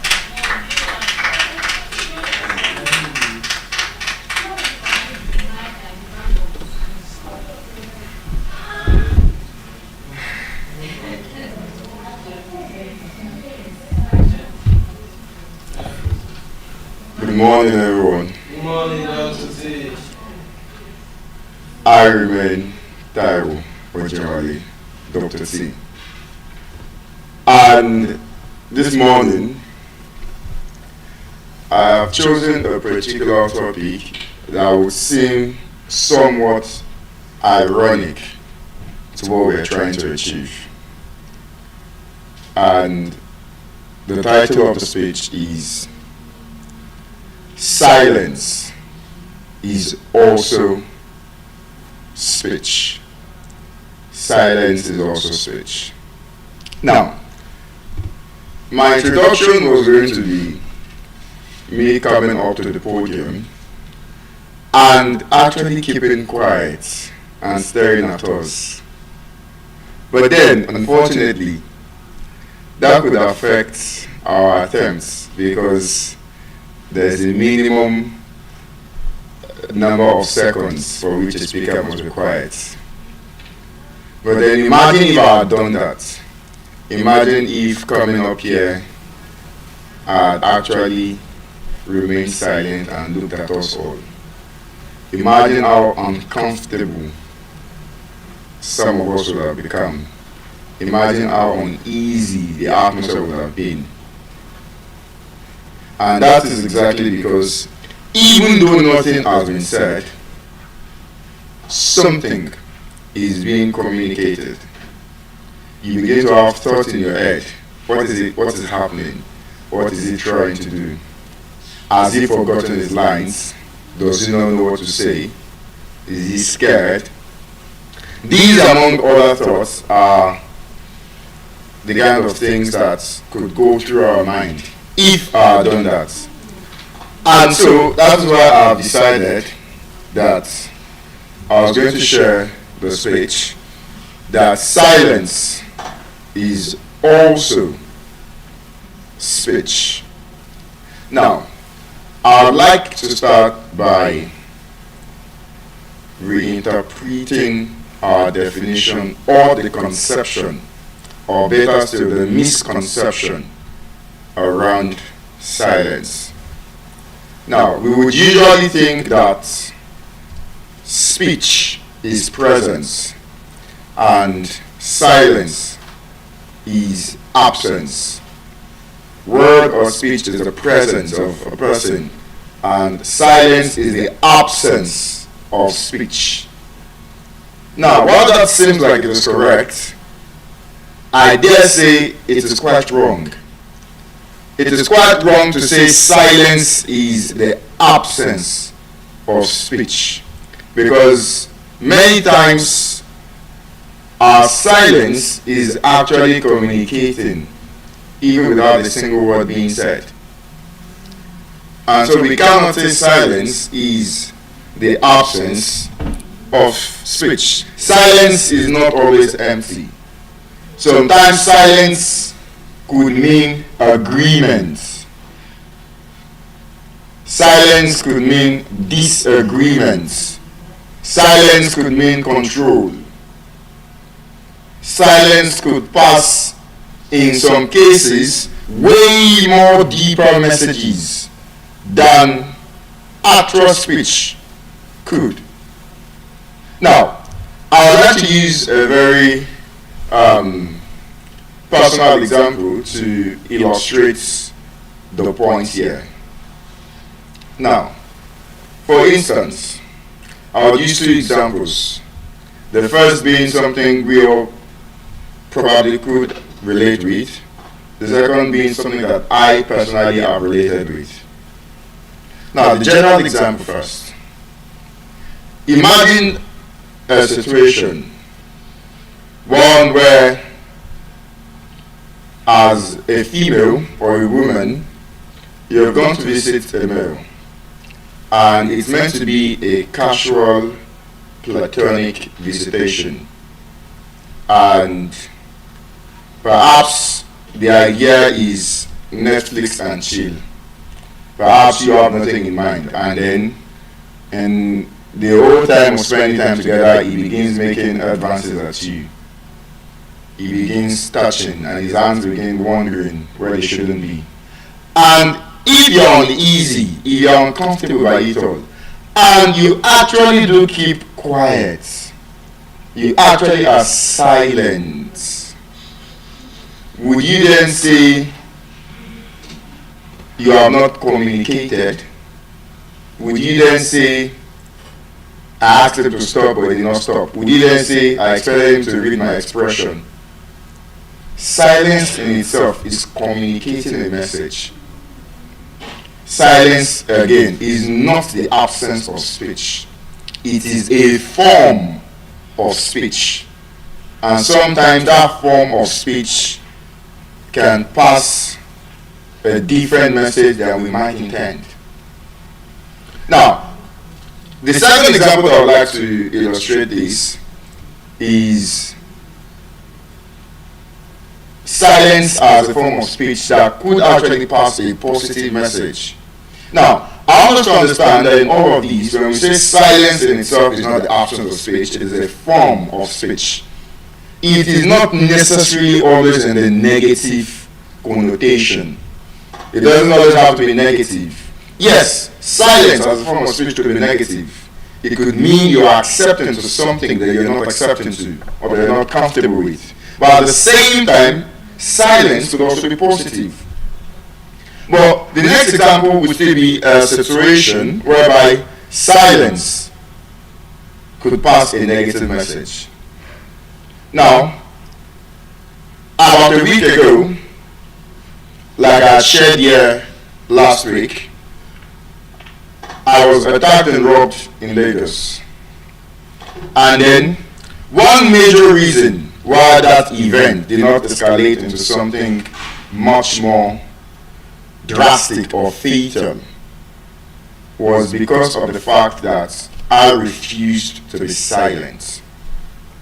I remember having the struggle with about 3 to 4 attackers right beside the express. And at that moment, I had two options. Either I was going to cave in fear, be silent, probably beg, or struggle in silence.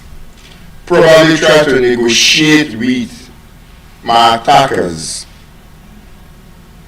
Or I could, while in the process of struggling, speak up, call the attention of moving vehicles, shout as much as my lungs could, while still struggling, and you bet I chose the latter. And that's why the next day on Friday, when I stood here and I gave my speech, I was very much excited that the top I was wearing, given by the School of Eloquence, was out on it, speak with power. Because it reminded me what I had done just 24 hours earlier. I had spoken with power. And because I had spoken with power, luckily, a moving bus stopped. And all the passengers got down and rushed towards me and the attackers. And that was a saving grace for me that night. Because realizing that silence in itself is passing a message. Keeping silent that night would have mean I was passing the message that I had no power and they could do whatever they wanted. But then choosing otherwise, realizing that that is a form of message in itself and not the form of speech I wanted to adopt. I spoke with power and the situation changed in what was slightly favorable to me. And so I would like for us to keep that in mind. That again, in as much as word or speech signifies presence, silence is not the absence. Silence is not absence. Silence is in itself a form of speech. Now, moving on, silence can also be a form of control. Silence is a technique. Silence is strategy. Silence in some cases could even be manipulation. But do not think that silence is a form of weakness. Because in fact, like I had said, inasmuch as my previous examples showed how silence can be a form of weakness, we must also acknowledge and balance the scale and show that silence could also be strength in another form. Silence could be the way in which you win an argument. Sometimes 30 seconds of silence, a minute of silence, is enough to play with the minds of your manipulator. Now, for example, I remember once I had a heated argument with my co-founder. We both founded my online tutoring agency, the Perfect Teachers App, Depth Academy UK. And during that argument, I can't remember the details, but the specifics are not so important. I remember she went on and was ranting for like several minutes, almost shouting and expressing herself. And throughout the entire rants and shouts and outbursts of frustration, I remained absolutely silent. Now you can imagine, you're trying to express yourself, you're trying to shout, and you think that the other person at the other end of the call would probably try to do the same thing. And then I kept absolutely quiet. And then when she was done, it got to a point. There was that awkward moment of, wait, is all I'm saying not even getting to you? And then the phone call ended. And a few seconds or a few minutes later, she called me back herself. Someone that had just gotten angry and flared up and said all kinds of things called me back and said, Mr. Taiwo. She said it in Yoruba. I will interpret it in English. She said, I hope I have not overstepped my boundaries. She said, these words that I have been shouting and displaying, and you just kept absolutely quiet. You didn't say a single word. And I could tell that there was that concern, that anxiety that, the person that is keeping quiet like this, is it not that he has something else in mind? Or is it not that, as he said, have I not humiliated myself in front of this man? And that shows that, again, silence is a form of speech. I needed not to have said anything on that day, because by keeping quiet, by maintaining silence, I had used it as a tool of control. I had used it as a tool to change or turn the tables around in my favor. And so silence was all I needed that day to control the argument. Eventually, she ended up apologizing to me instead. And ever since, she would always carefully pick her words and think twice before getting angry. Because she doesn't know the kind of silence that will be met with it again. And to a large extent, when we think about it even on the larger scale, you look at it from the bigger picture. You look at it across the spectrum of things and activities. You see that truly silence could be controlled. Think about how many relationships, think about how many marriages could have been saved if only one party was silent.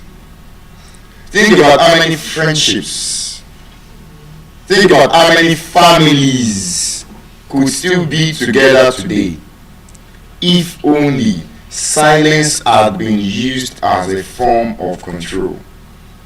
But then because we think silence is weakness, because we fail to realize the fact that silence is in fact a form of strength. And so many times we have individuals who must always respond to everything.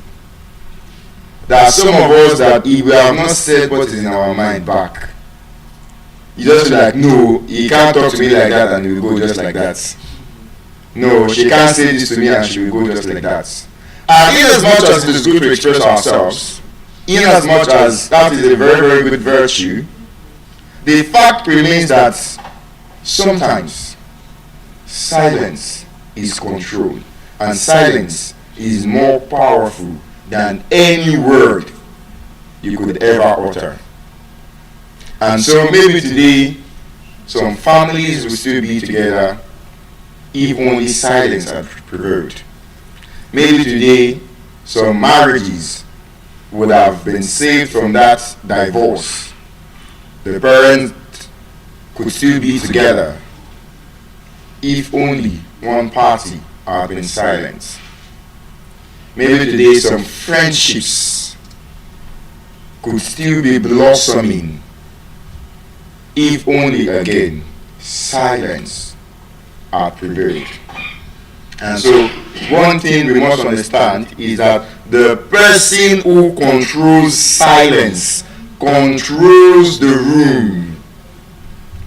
The person who controls silence controls the room. And perhaps that is why you would frequently hear things like great people or rich people hardly talk too much. The people who control the room hardly have so much to say. In fact, I dare use an interesting analogy. For example, this Guinness World Record is currently being sponsored or hosted by the School of Eloquence. This right here is the lectern of the Dean of the School of Eloquence. So we could refer to him as the chief host of this event. But when you think about it,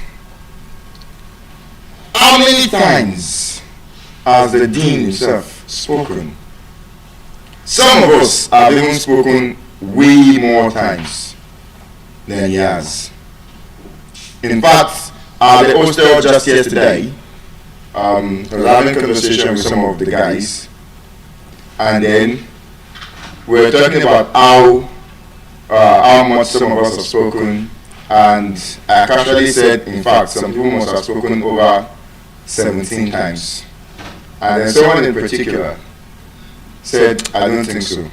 Then he looked at his list of topics, and he said, I've spoken 18 times. 18 times.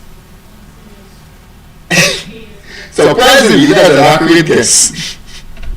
But then, I'm pretty sure the Dean has not spoken up to 18 times. And so it goes a long way to say, even though he himself is the chief host, even though he is the Dean, he did not take it upon himself to make sure he's always talking and talking and talking. He makes his presence strategic, and so his silence is also strategic. Is silence is strategic because when it comes in, it's because either there's a special occasion or we are crossing a time landmark. It is bringing us into a landmark. Or perhaps there's a scarcity, a paucity of speakers, and he wants to fill the vacuum and then hold the line for as long as he can. And so, just like the Dane, just like many great people, just like many worldly people, the person who controls the silence controls the room. So the question to you would be, are you controlling the silence? Or are you the one controlling the noise? Are you controlling the silence, or are you the noisy one? In fact, there's another interesting analogy I'd like to share to emphasize and bring these to our heads. Now, there's, I believe, a proverb or a saying that once said, why do you think your mouth is closed and your ears are open? Right? Because exactly. Because you're meant to listen more and speak less. There's a reason the ears are open and the mouth is designed to be shut. Listen more, talk less. Because to a large extent, silence is golden. Silence is power. And then, we must then understand the meaning of silence. Because, like I've emphasized throughout this page, silence is never neutral. That is one thing we must understand. Silence is never neutral. You must understand that for every single time you're silent, you are subtly passing a message. And that message could either be positive or negative. Like in the cases of the examples I have given, the first two examples I gave, silence was passing a negative message.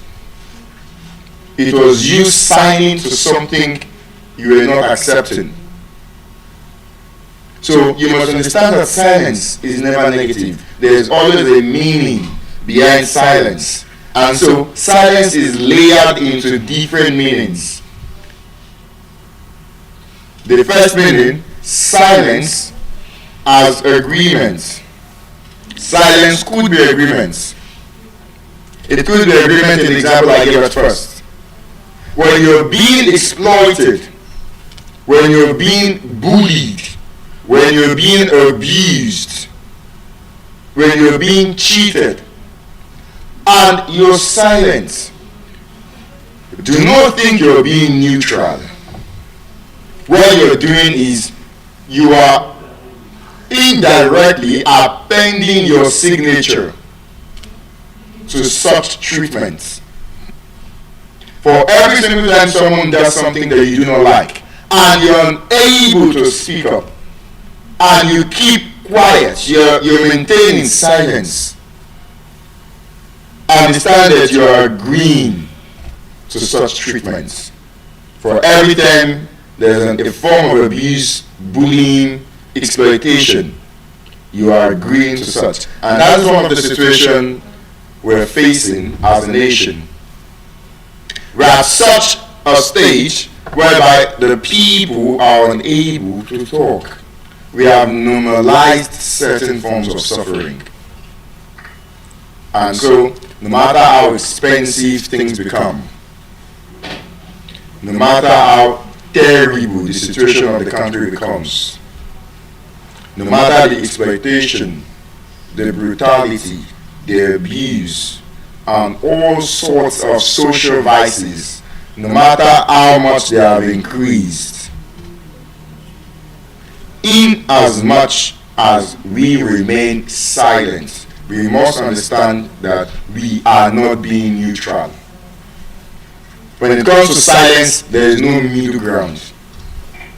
You are either agreeing to something or you're disagreeing to something with your silence. And in our own case, our silence is agreeing to the continuous oppression, to the continuous exploitation, until you're able to speak up. Or, as we say here at the School of Eloquence, until you are able to speak with power. Your silence is agreement. And similarly, or well, quite contradictory, another layered meaning of silence is silence as disagreement. Silence as disagreement. In as much as a silence could mean you agreeing to something you do not want. At the same time, your silence could be you disagreeing to something. Keeping quiet in certain situations could mean you do not want it. You are not in support of it. And that might not be the message you're trying to convey. That is the issue with silence. That is why silence is never neutral. When you're in a position when you can talk and say, I support this, I want this, I like this, and you're unable to do that, you're telling the person you disagree. And that's why every time someone does something amazing for you, in relationships, in families, in friendships, in corporate work spaces, for every time someone does something for you, and you ought to appreciate, you ought to show the gratitude, and you do not talk, they could interpret your silence as perhaps he or she does not like what I'm doing. For every time someone drops you off, for every time someone supports your business, for every time someone does something that you actually like, and you're unable to talk and express this gratitude, then your silence is disagreement. Because I personally would think you're not saying anything because you do not like it. You're keeping silent because you do not want it. And just like me, many other people would stop or have stopped doing certain things that are good and beneficial to others because they were silent. Because we take their silence as disagreement. And so you must understand again that silence is never neutral. Silence as agreement or silence as disagreement. And at the same time, another layered meaning of silence could be silence as discomfort. Sometimes silence could not even mean you agreeing or disagreeing. It could mean you being uncomfortable with the situation. Or it could mean, in fact, wisdom. Wisdom. And like I said earlier, there's a reason our ears are open and our mouths designed shut. Speak less, listen more. Silence could have the meaning of wisdom, just like it did in the case of the argument between myself and my co-founder. My silence on that day was wisdom, because personally I could be a very, I believe the word is choleric, a very choleric person.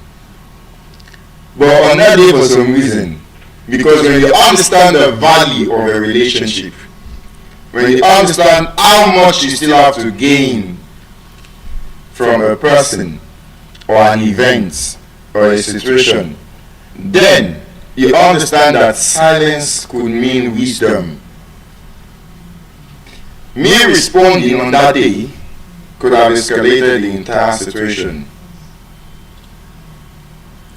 Now, I don't want to introduce any form of generalization or gender-based arguments, but I believe because she was a woman, and again, I've never said anything here, so what do I mean?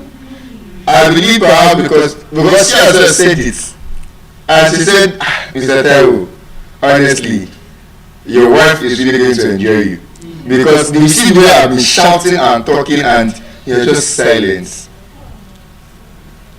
And so perhaps, now again, I'm not introducing any form of gender bias, or I'm not throwing shades at the daughters of Eve.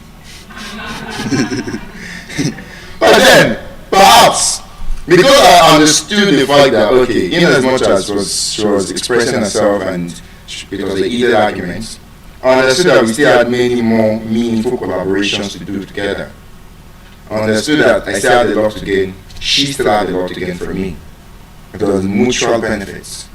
And so, on that day, the silence, the meaning was silence as wisdom.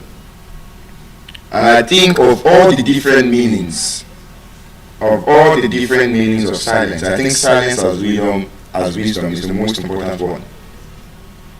I think that might be the most important one. Sometimes it will be something as simple as having a conversation and just allowing the other person to speak. Just for once, forgetting about yourself and allowing the other person express themselves. It could be refusing to be selfish, refusing to share your own opinion for just that moment. Because that might be the moment you get to learn something vital, something valuable and priceless from that person. Many times we're always eager to talk and share our own parts. We're always eager to contribute to a conversation. But there are some conversations where you just have to be silent. You just have to listen and learn. Because maybe then would you pick up something very valuable. Sometimes you just have to listen, be silent. Do not rush into sharing your own opinion all the time. And so, again, the person who controls the silence controls the room.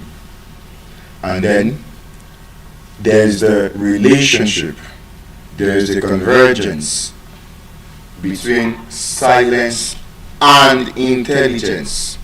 Silence and intelligence, which is another aspect, another angle to the discussion we must understand. So, I would like to say that intelligent people are not those who speak the most.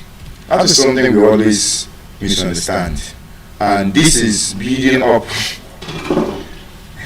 Then I did not throw shade at it. Your comments will cobalize me. So, God, I beg. Now, intelligent people are not always the ones that speak the most. And this is an offshoot of my previous points. So, those who know when speech is unnecessary are actually the intelligent ones. Those who know when speech is unnecessary are the intelligent ones. And that's why some conversations, some situations will definitely improve the moment one person stops talking. And that's why, like I said, you see, a vital form of emotional intelligence is also silence. You could be having a discussion with your friend. Your friend could be sharing with you how difficult, how challenging life has been, how they've been going through the vicissitudes of life. And then, which of the points? Alright, so I said, silence is a vital component of emotional intelligence.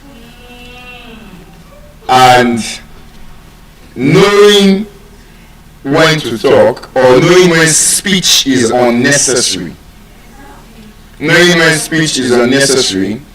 is a sign of intelligence, and specifically emotional intelligence. So like I was saying, you could have a situation where you have a friend, a colleague, or even your spouse. They have just come back from work or they're on the call with you, and they are telling you all about how stressful, how frustrating, how difficult life or work has been. And sometimes the mistake many of us make is, and I think, in fact, in this part of the world, there's this thing we do. It's like difficulty competition. You want to show the person that I'm having it tougher than you. You have a situation where someone tells you, life has been so difficult. And you're like, you're yourself better. If you know anything they do you like this, already tells you they are in debt. You say how much? 100k. I hope I'm pay 1 million. And it turns into a form of competition. And so that's why I said emotional intelligence is knowing when speech is unnecessary. Truly, you might be having it much more difficult than the other person. But for that moment, after that period, that critical point in time, all that person might even need, might not be solution. You might not have the 100k to give the person to pay palm pay or OPay. Perhaps they just wanted someone to just listen, just a listening ear. And at that moment, silence is golden. Silence would be key, just for those few seconds. I think I remember a situation where someone was sharing something with me. I can't remember, but the person was probably sharing a problem with me. And at that point, even I myself, I was going through a lot. I was going through 10. That is English translation of I was going through Mewa and Shell. So I was going through 10. 10 is happening, exactly. 10 was happening to me. Mewa and Shell. And I heard the person talk. I was silent. I didn't have a solution to the person's problem. Because even I myself, I was looking for a solution provider. And so later on, after the person, poured out their entire heart, spoke and talked, and the person calmed down. I tried to cheer the person up, tried to motivate the person. And later, perhaps I think a few days later or some other time, the person was asking about my welfare. And a long time to not even speak up. And I think I only said like 10% or 30% of my problem. And the person was like, so all of these have been happening to you and you kept quiet, you were listening to me all this time. Me speaking would not have changed your condition. And at that point, what I needed to do was be silent and listen. And that's what you needed, and it cheered you up. And so silence and intelligence go hand in hand. Especially emotional intelligence. Many times you have a lot to say. Someone says something and you already have that response. You already ought to want to respond back to the person. You want to respond to the person. Sometimes it could even be a boss. Your boss says something and you're always trying to show that because you're an guy. You want to show you also have the response. And you responding could well make you lose your job.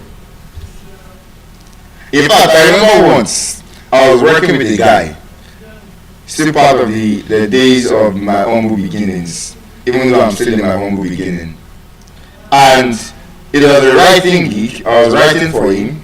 He would have clients from different parts of the world, especially the UK, and he would delegate tasks to writers like myself, and we would write for him. I remember this guy, he would usually not reply WhatsApp messages, or will get angry when he sends you a message and you don't respond. I mean, he's the one paying you, so it happens. What can you do? When you are the employer and you are the employee, the relationship is different. And so there was one day, if I remember correctly, I don't remember correctly, but then what happened was like, he sent a message, I sent a message, he didn't respond. And then, I was not angry. I was like, I've sent you messages and you have not responded. When you send me messages and I don't respond, you start whining. That was the word I used. You start whining. And it didn't pain that guy. Because he sent the message. And honestly, I wish I had been silent. Or at least, if I was wise, I said, silence as wisdom is perhaps the most important part of the meanings of silence. Because if I had been wise, I would have first collected payment for my job. Exactly, you know where I'm going. So, got angry and he said, after he typed his own rubbish message, he said that was the last he was going to respond to me. And truly that was the last he responded. I asked this guy for my money, tired, he didn't give me my money. Till today, he didn't give me my money. And so in as much as that could be exploitation on his part, on my own part, it was foolishness to have spoken under the wrong condition. If I had at least waited for him to pay, and I now poured out my own mind, I didn't say I could say you're whining like anything, you're whining like a pig, whining like a dog, you can block me, I've collected my money. But that would be silence as wisdom. That would be silence being shown as intelligence. And that's why I said silence is knowing when speech is unnecessary. Because speech in itself is necessary. So let's not misunderstand, let's not misconstrue the entire essence of this speech. The entire essence of this speech is not to devalue or undermine the importance of speech. Speaking up, speaking with power is essential. But knowing when that speech is unnecessary is a different form of wisdom. And that is silence. I wonder the situation or the scenario that just happened to you for you to be getting the message like this. And so, in as much as silence is good, another aspect of it is the fear of silence. You must understand that the reason many people do not keep quiet, the reason why silence is difficult to practice, is because many of us are uncomfortable with silence. And this is not because silence is empty, it is because silence can be revealing. Silence can be revealing. Silence forces insecurity. Silence forces distraction. Silence forces reflection. So, for example, many people find it difficult to keep quiet or to be silent because you feel it exposes your ignorance or your lack of understanding about the situation. For example, imagine a situation whereby a group of friends or a group of people are talking. A situation whereby a group of people are talking. You see, this is an example of when silence is golden. You are laughing instead of keeping silent. No emotional intelligence to the speech Dr. T is giving. You still have to talk again. So, as I was saying, the fear of silence. There's a reason why silence is feared.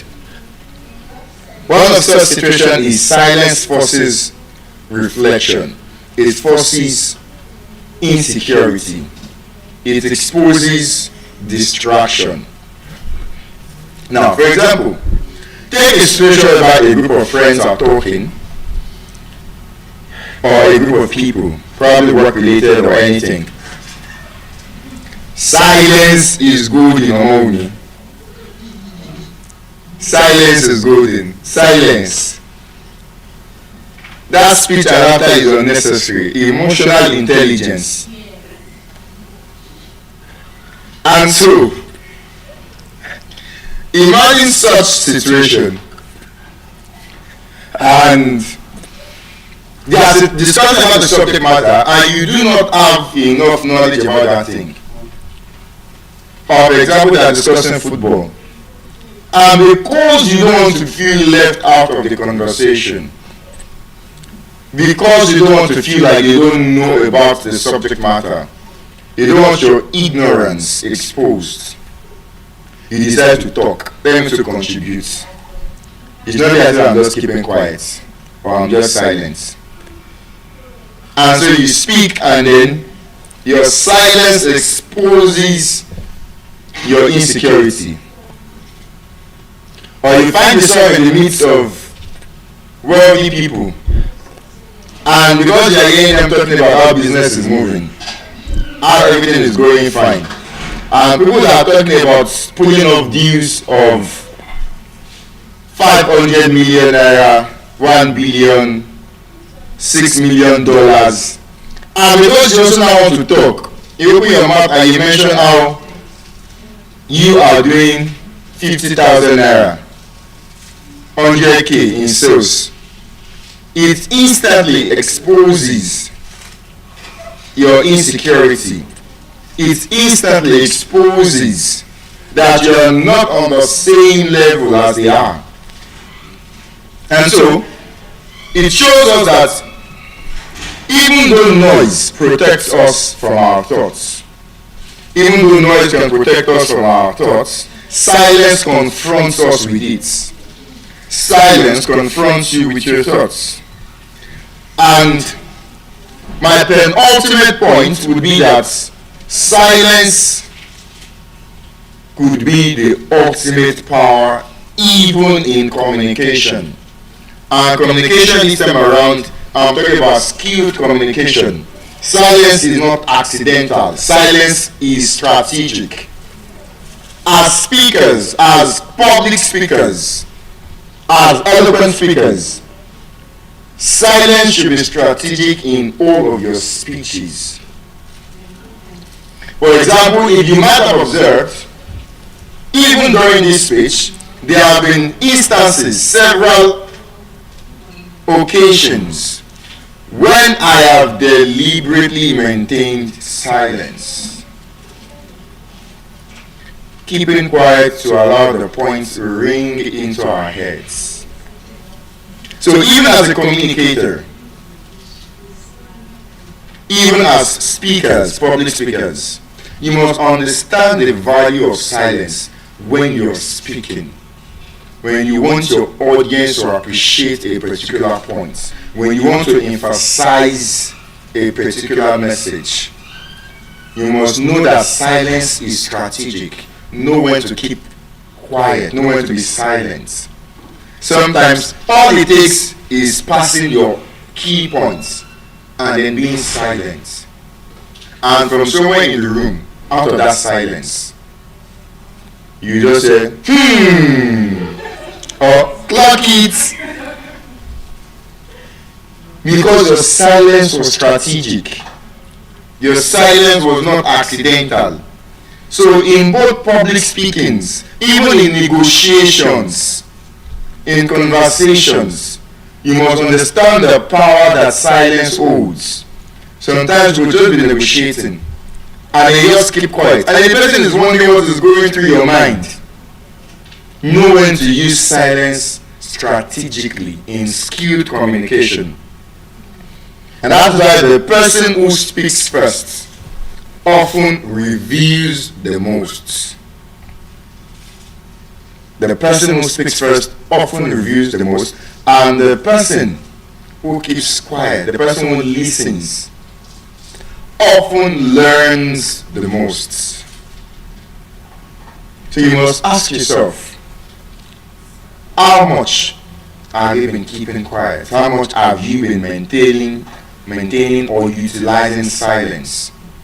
Have you been the noisy one? Have you been the talkative, the loquacious, and the garrulous one, suffering from logorrhea? Garrulous means talkative. Loquacious means unnecessary talking. Logorrhea is a condition where you just can't stop talking. So when someone is talking too much, you can say the person is suffering from logorrhea. A loquacious person, a garrulous person. I've given us a free English class in my speech again. And so the person who waits, the person who maintains silence, usually understands the most.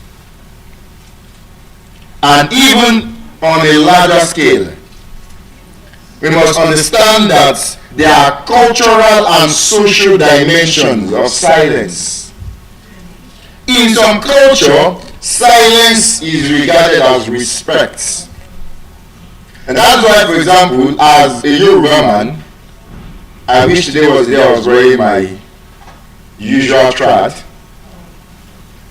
As a Yoruba man, in my culture, we would usually say, you do not talk or respond when an adult is talking.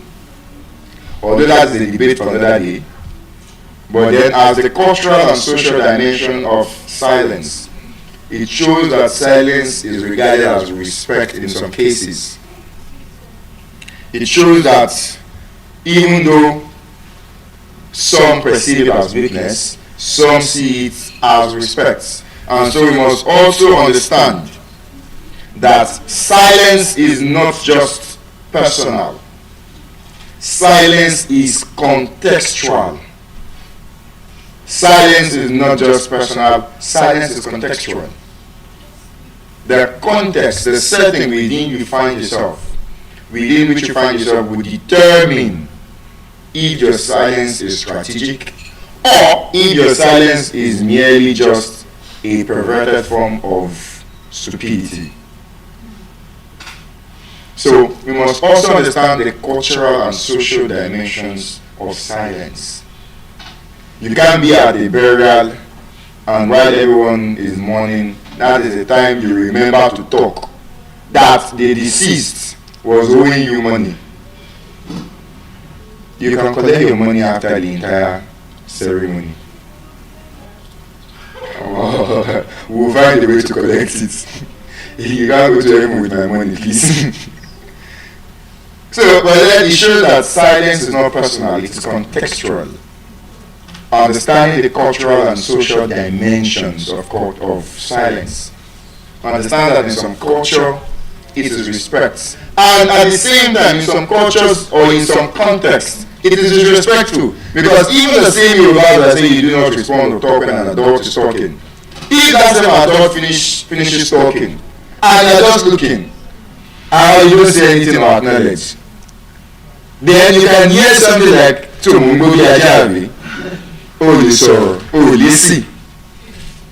So again, it is not personal, it is contextual.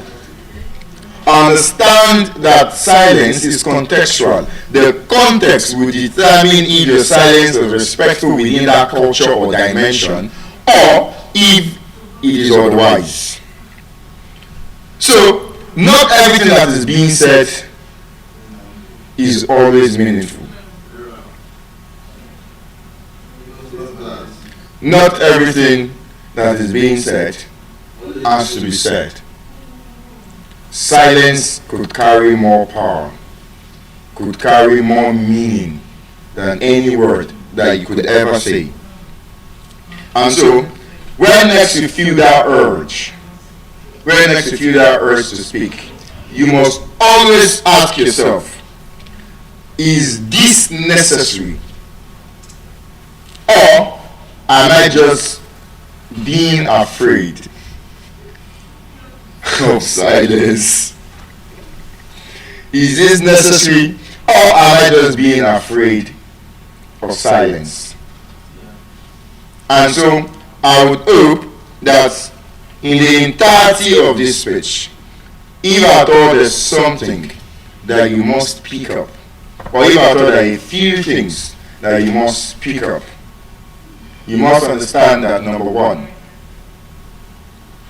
silence is not the absence of speech. Silence is, in fact, a form of speech. Silence is not always neutral, or in fact, never neutral. Silence doesn't sit in the middle. Silence is either agreement or disagreement. Silence is also a form of speech.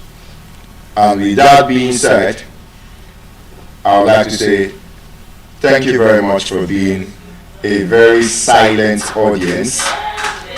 And on these notes, I would like to pass on the mic to the next speaker. Thank you very much, Mr. Silence.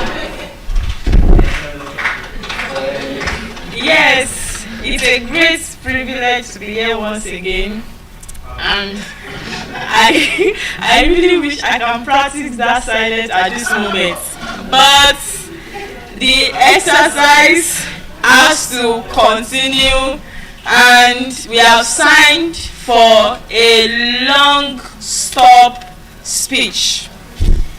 And today, I need you all to pay attention to what I want to talk about.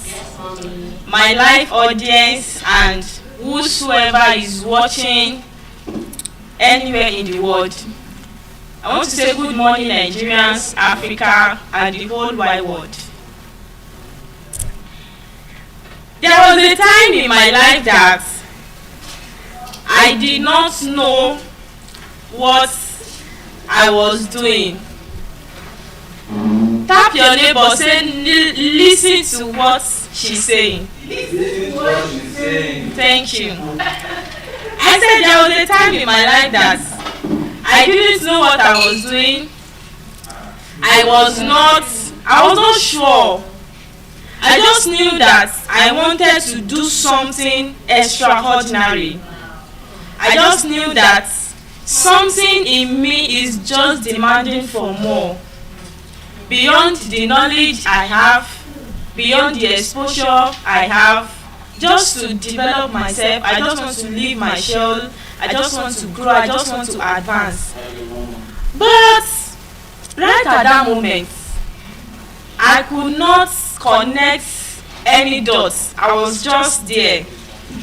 I was just having moments where I just had to think and overthink. Do you know that moments like this, I do not really have people I can talk to at that particular time. Let me say I was having my own silent moment as well. But sincerely, it was moment that really defined my presence. It's a moment that has really defined my presence and is still defining my future. Don't worry, you get to know the whole details if you pay attention to this speech, because you are going to learn from it. Because I know that some of us, we have been in that moment when you want to figure out your own life, when you have passion for something but you don't even know how to start, when you know that you wanted something more but everything around you is not just giving you that push, you just have to do something on your own. That is my story. I know that we live in a world where success is applauded. If you have not seen success, you don't applaud that particular thing. But today I want to tell you that we should always learn to applaud that process that leads to success. That is what I want to talk about. And I'm not here to tell you that I am successful, and at the same time I want to tell you that I'm still in that process. And in few years to come, I can tell you boldly and courageously that in the history of Nigeria, Joy Oluwatimileyin Ajayi name will be in the history of the successful women. Today I'm not here to tell you about it, just like I've said. I'm just here to show you what it means to become, because I'm still becoming.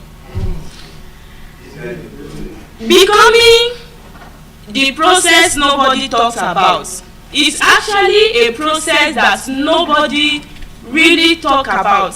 Either you are in that process or you have passed that process. It's very rare for you to see people talk about it, that this is what happened to me while I was building this, while I was building that. Maybe you are just hearing becoming for the first time. Let me explain. Becoming really means growth. That's what it means. It means evolution and it means discomfort. If discomfort is not there, it is not becoming. Because there are moments whereby you will be pained, not because somebody hurt you, not because you lost anyone or you lost anything, but how many of you have ever have this experience that you wanted something, not even physical material this time around, but you are not getting it, and because of that you are not happy? That is becoming.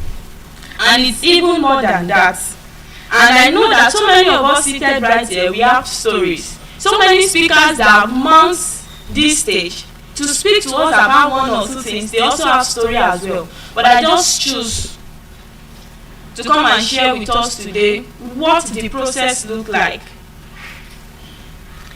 And if I'm privileged while I'm speaking, I will share with you some of my story. It's not something big, but it makes sense to me. That's what matters. Now, when you talk about becoming is actually moving from who you were to who you are meant to be. If you check your life now, I'm very sure that majority of us that are here, we are not the person we used to be about 5 years ago. Somehow, something has changed about us. Maybe that particular thing you are doing right now, maybe you find yourself in that particular field or that particular career because that was the only option that you have. And people who really embrace things like this, they are going to see the opportunities that are right in that particular thing. They are not just going to see the fact that this is who they are meant to be, and because life happened, their whole focus, their perspective change about what they have always wanted into something new. Now let me ask you all a question. If you are going to a particular place and probably you miss your way, will you sit down at that spot that you realize that you have missed your way? No, you will find your way somehow, either by using the Google map again. And the country we are today, especially when you have people all around you, it is easy for you to move to anyone and just simply ask, this is where I am going, this is where I am coming from, I have missed my way, and somehow you are going to get there. That is still becoming. So many people have missed their way, but in that process, why they have missed their way, that is the process, that is the stage whereby some people stop moving because they feel like they are lost and they are not ready to find themselves. And it is still in this stage that some people will try to put in all efforts to make sure that things work for them. They are going to put in their best. They are going to ask people all around them. They are going to ensure that they are putting in their best to just find themselves. That is becoming. Now, in the process of becoming, you are dreaming and at the same time you are doing. So when you are becoming, you are not just dreaming, but when you are dreaming, you are also doing, because that is the only way you can see results. If you have a particular destination you are heading towards. Now, I'm going to cite a seed as an example. A seed that later turned into a big tree. It does not just happen at once. The farmer do not just plant that big tree at once. A process happened. Firstly, a seed was put into the ground, and by the time a whole lot of things will happen, it will begin to germinate. It will begin to bring out leaves. From leaf, it will begin to form into tree, small tree, and from there you begin to have stem, while the root is also forming inside the soil. That is becoming. So when you move on the street today and you see big trees by the roadside, it's very rare for you to see things like that on the street of Lagos. But let's talk about places that are not well developed like the street of Lagos. You will see these big trees, and I know that we all have this mindset that they are not just there just within few months. Even when you want to grow your maize, your corn, it has process. And according to farmers and agriculturists, they will even tell you the particular time that it's going to take for a particular plant to grow if you really want to enjoy it. And that's why you have the annual crop, the biennial, and the perennial crop. So just to cite example. So that's to tell you that success you are aiming for, that particular thing you are aiming for, will not just happen at once. There is this becoming. And I want you to know that this stage of becoming can be hard, can be something you don't even plan for. If you are seated right there and you really want to become, and you expect that everything will be comfortable, that means you are not ready. Be ready for discomfort. Be ready for pain that you don't even bargain for. Be ready for things that will take a whole lot of things from you. And sometimes you will sit down and you will have to be thinking all over and over again that why do you do this? Why do you put in effort into this? I've heard stories of people that probably they invest into a particular thing and they are expecting to see results, and the result they are expecting did not happen. And I want to tell you that because of that, majority of them did not give up. They still try again, but they apply wisdom. That is becoming. We can see today that it is not the way some of us started this race. That's not the way we are in the journey today. We have advanced. Some of us started like as a shy person that can't even come and present in front of people. Some people will be like they can't speak where there are so many people, but because they are able to challenge themselves, but because they are able to see that there is something in them that they need to develop. That is becoming. Someone that when you hold the microphone, even in familiar places like with familiar faces, there's this tendency that you will still be nervous. Even if there's something more than nervousness, that it will really be obvious. There are some people that when they speak, from the tone of their voice, you realize that their voices are even shaking, right? But somehow, because there is an opportunity that have been made known to them and they embrace it, they put in their best, worked for it, somehow their life has changed and they are now bold to even speak in public. It is also becoming. I'm just sharing an example to you what becoming actually look like.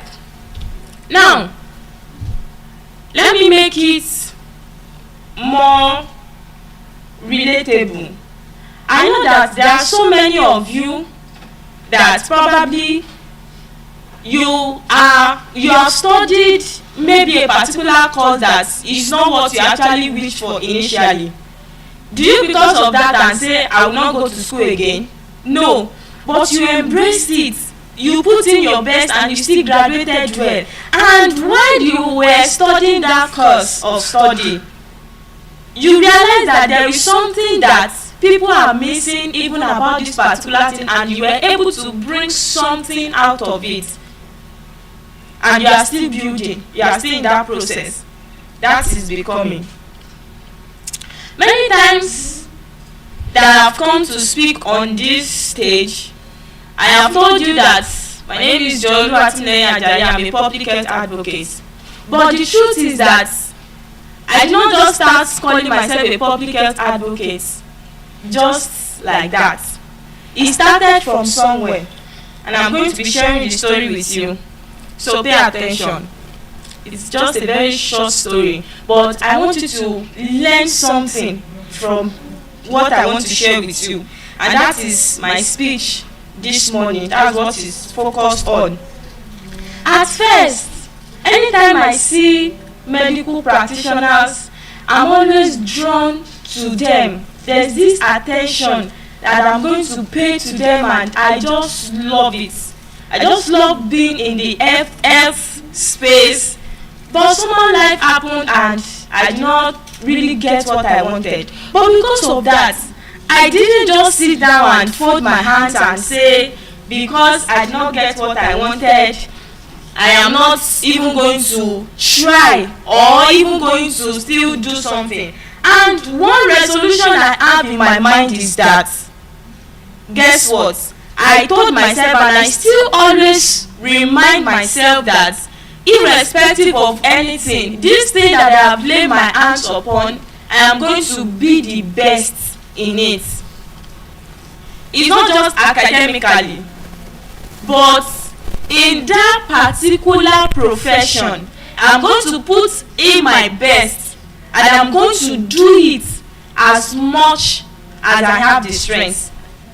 Don't forget, I told you that I have not achieved. So to you it might look like, where is it coming from? Somebody who did not even have like a, let's say, consulting firm, like a car, like a building. Just look at her, she's not even looking. But the little things that I have come across, the little journey that I have went through, I have learned a whole lot. And that is what I want to be sharing with us, because I feel like some people are just seated right there and they are folding their arms and they are waiting for the right thing or for the right time to come. But somehow there is a passion inside of you.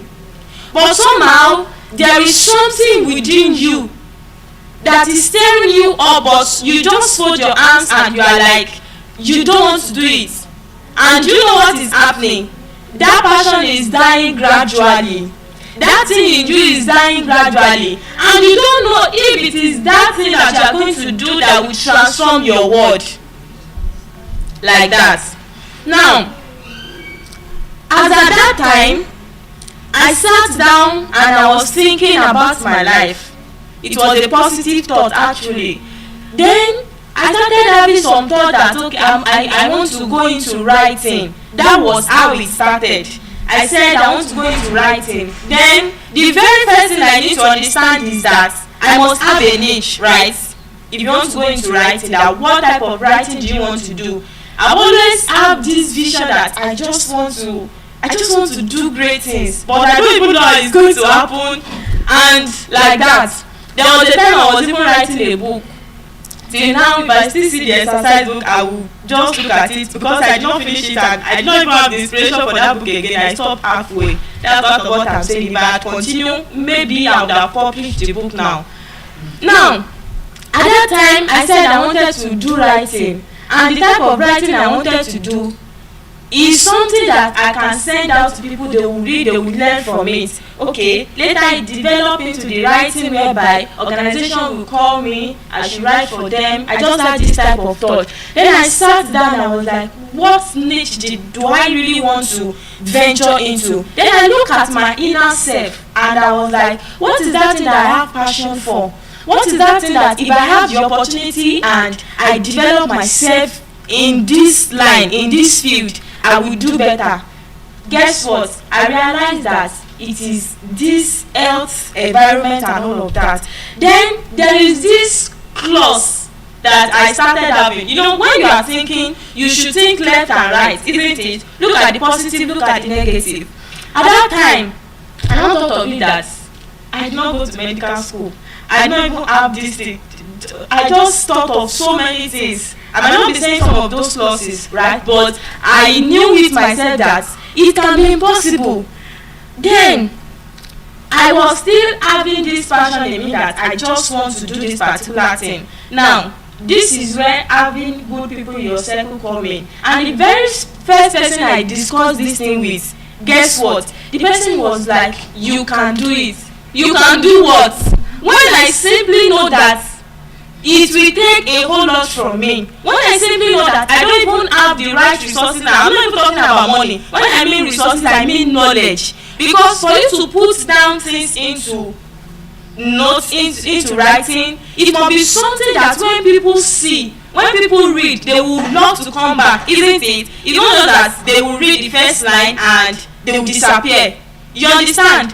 And I was ready to put some of these things out there on social media and just to adopt a whole lot of method and like that. Then the person was like, you can do it, that I've been into so many things before now, I just need to, well, I took to that. I told number 2 person. This person even now went as far as encouraging me more than the first person. Now, do you know what that does to me?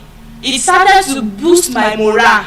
Do you understand? So that's to tell you that, number 1 lesson, have good people in your circle. People who can encourage you, not just people who will bring down whatever passion that you have. Though, it's not just that they told me that I can do it. They were able to reason with me. We both saw the positivity and the negativity in that decision, in that my action. But by the time we weigh everything, the positivity was much more, and I realized that it is something that I can really fit into. Now, after that moment, then it was not time for me to adopt a particular method. What is lesson number 1? Have good people in your circle, people who can encourage you, people who will support you, even though not with financial resources this time around, but with the right word of encouragement. People who will see the passion that you have and they are ready to help you to accomplish it. They see the vision in you. Now, at that moment, I was also like, okay, what method am I going to adopt? Even if I want to go into writing, and I already said this is the niche I want to venture into, and like that. Don't forget, what niche did I tell you I want to venture into?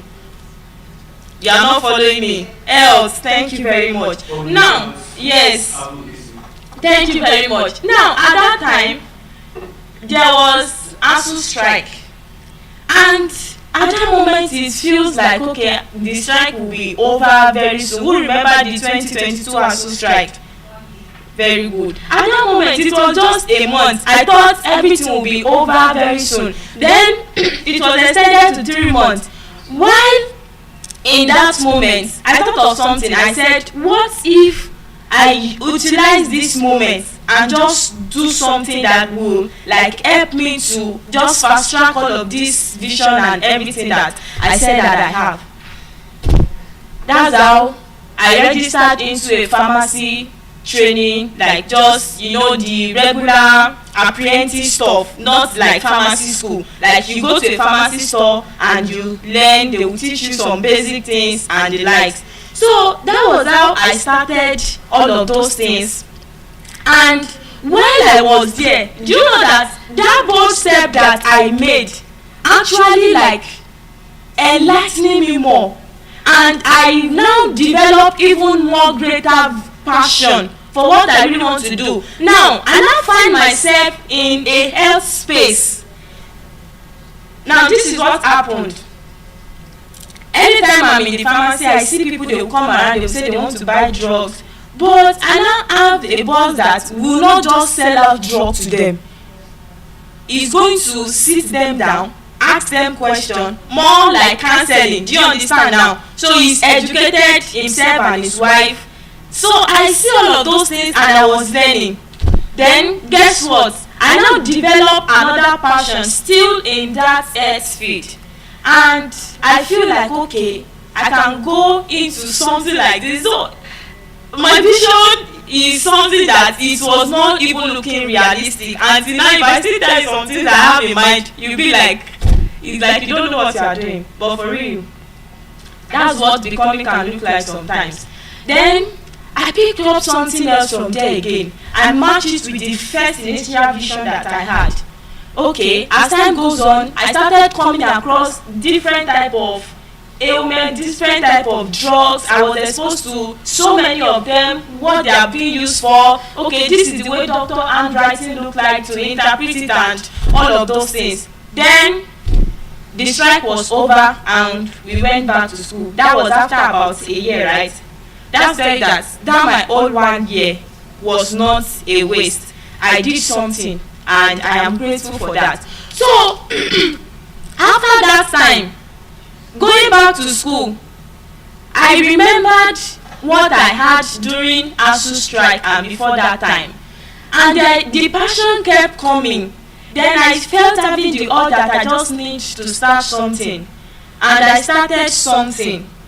And at the moment while I wanted to start, I was still like, do I really want to do this? The method I adopted then, don't forget the initial stuff was going to writing.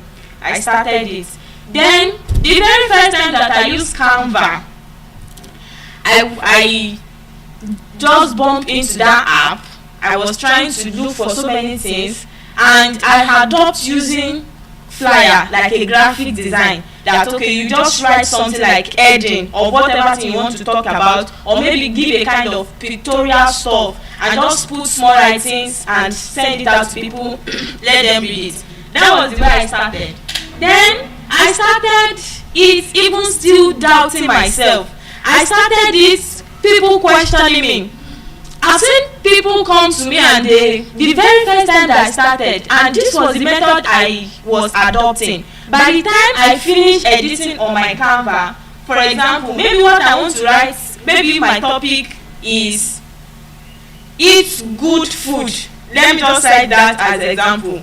I will now just look for a Canva design that can just change the letters and all of that. Then I will bring out my own design. Then I now have a particular template. Now I now have a particular template, and this particular template, I will just change the write up on that in that template. It's not going to be a long word. It is those words will be like hook line that will prompt you to read the body of the text of the message itself. So that was the way I started. Then I created a broadcast group.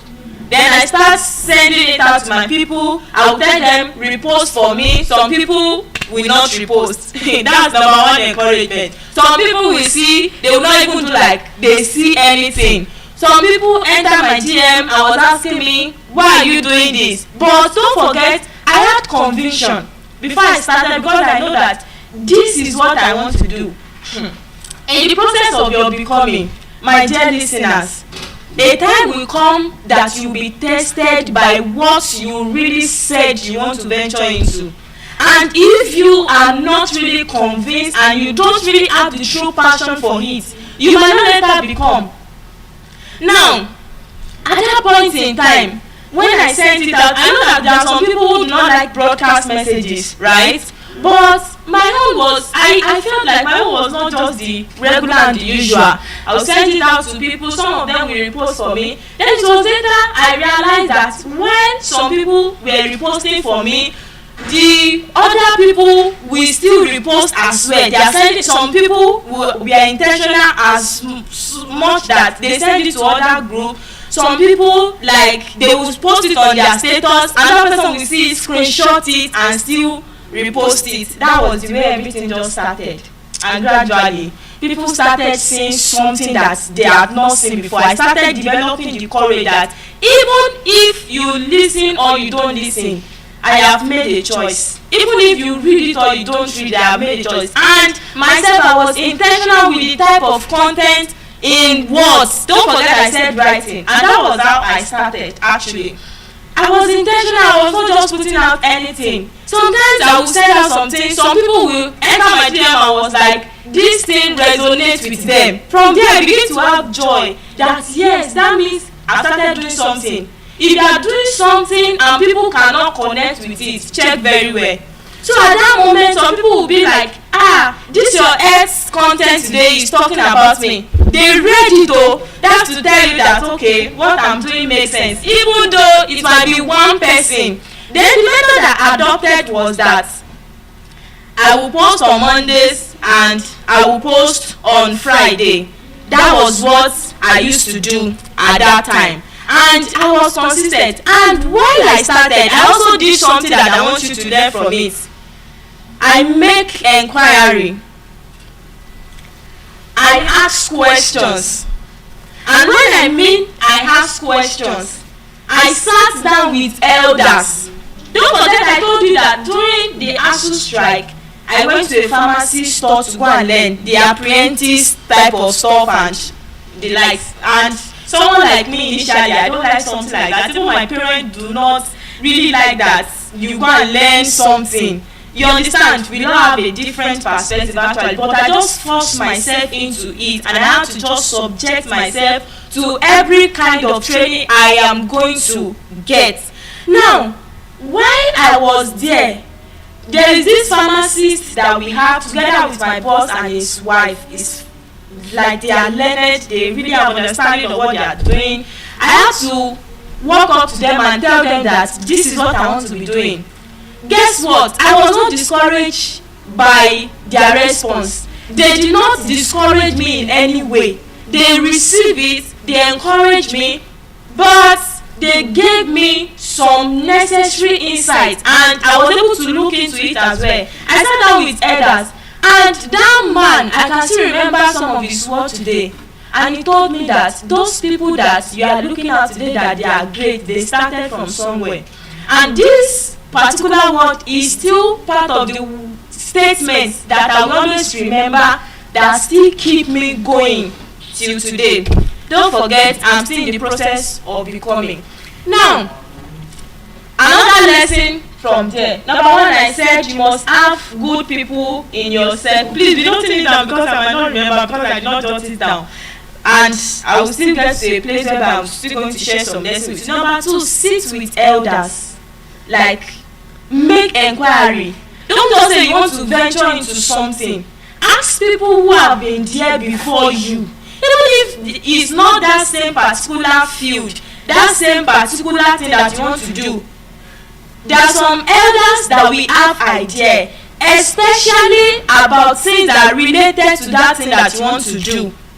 Even the Holy Book says that wisdom is profitable to do what? To direct. You should seek counsel when necessary in life.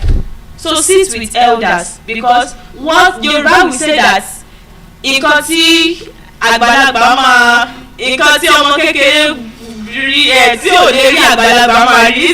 So sorry, I don't know Yoruba proper, but you people understand what I'm saying. To interpret it to international audience, this is what I'm saying, that what a small child will not see, even if the small child is using something, even if the small child is using stool or a chair or ladder or anything, if an adult is not using anything, the adult will still see it clearly. Now, don't forget, I just flash back to that moment again so that I will remember that important lesson, that you should sit with elders and learn from them, seek counsel.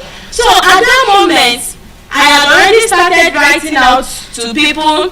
I opened my social media handles. That time I was just using Instagram and my Facebook and my WhatsApp status, and I think I have my ex, formerly Twitter, too at that time. So I will post on all of these social media handles. On some days I will have only one like, and the one like is coming from myself and myself alone. On some days I will have 2 likes, and the 2 likes is coming from one of my good friends that just used to do it to encourage me.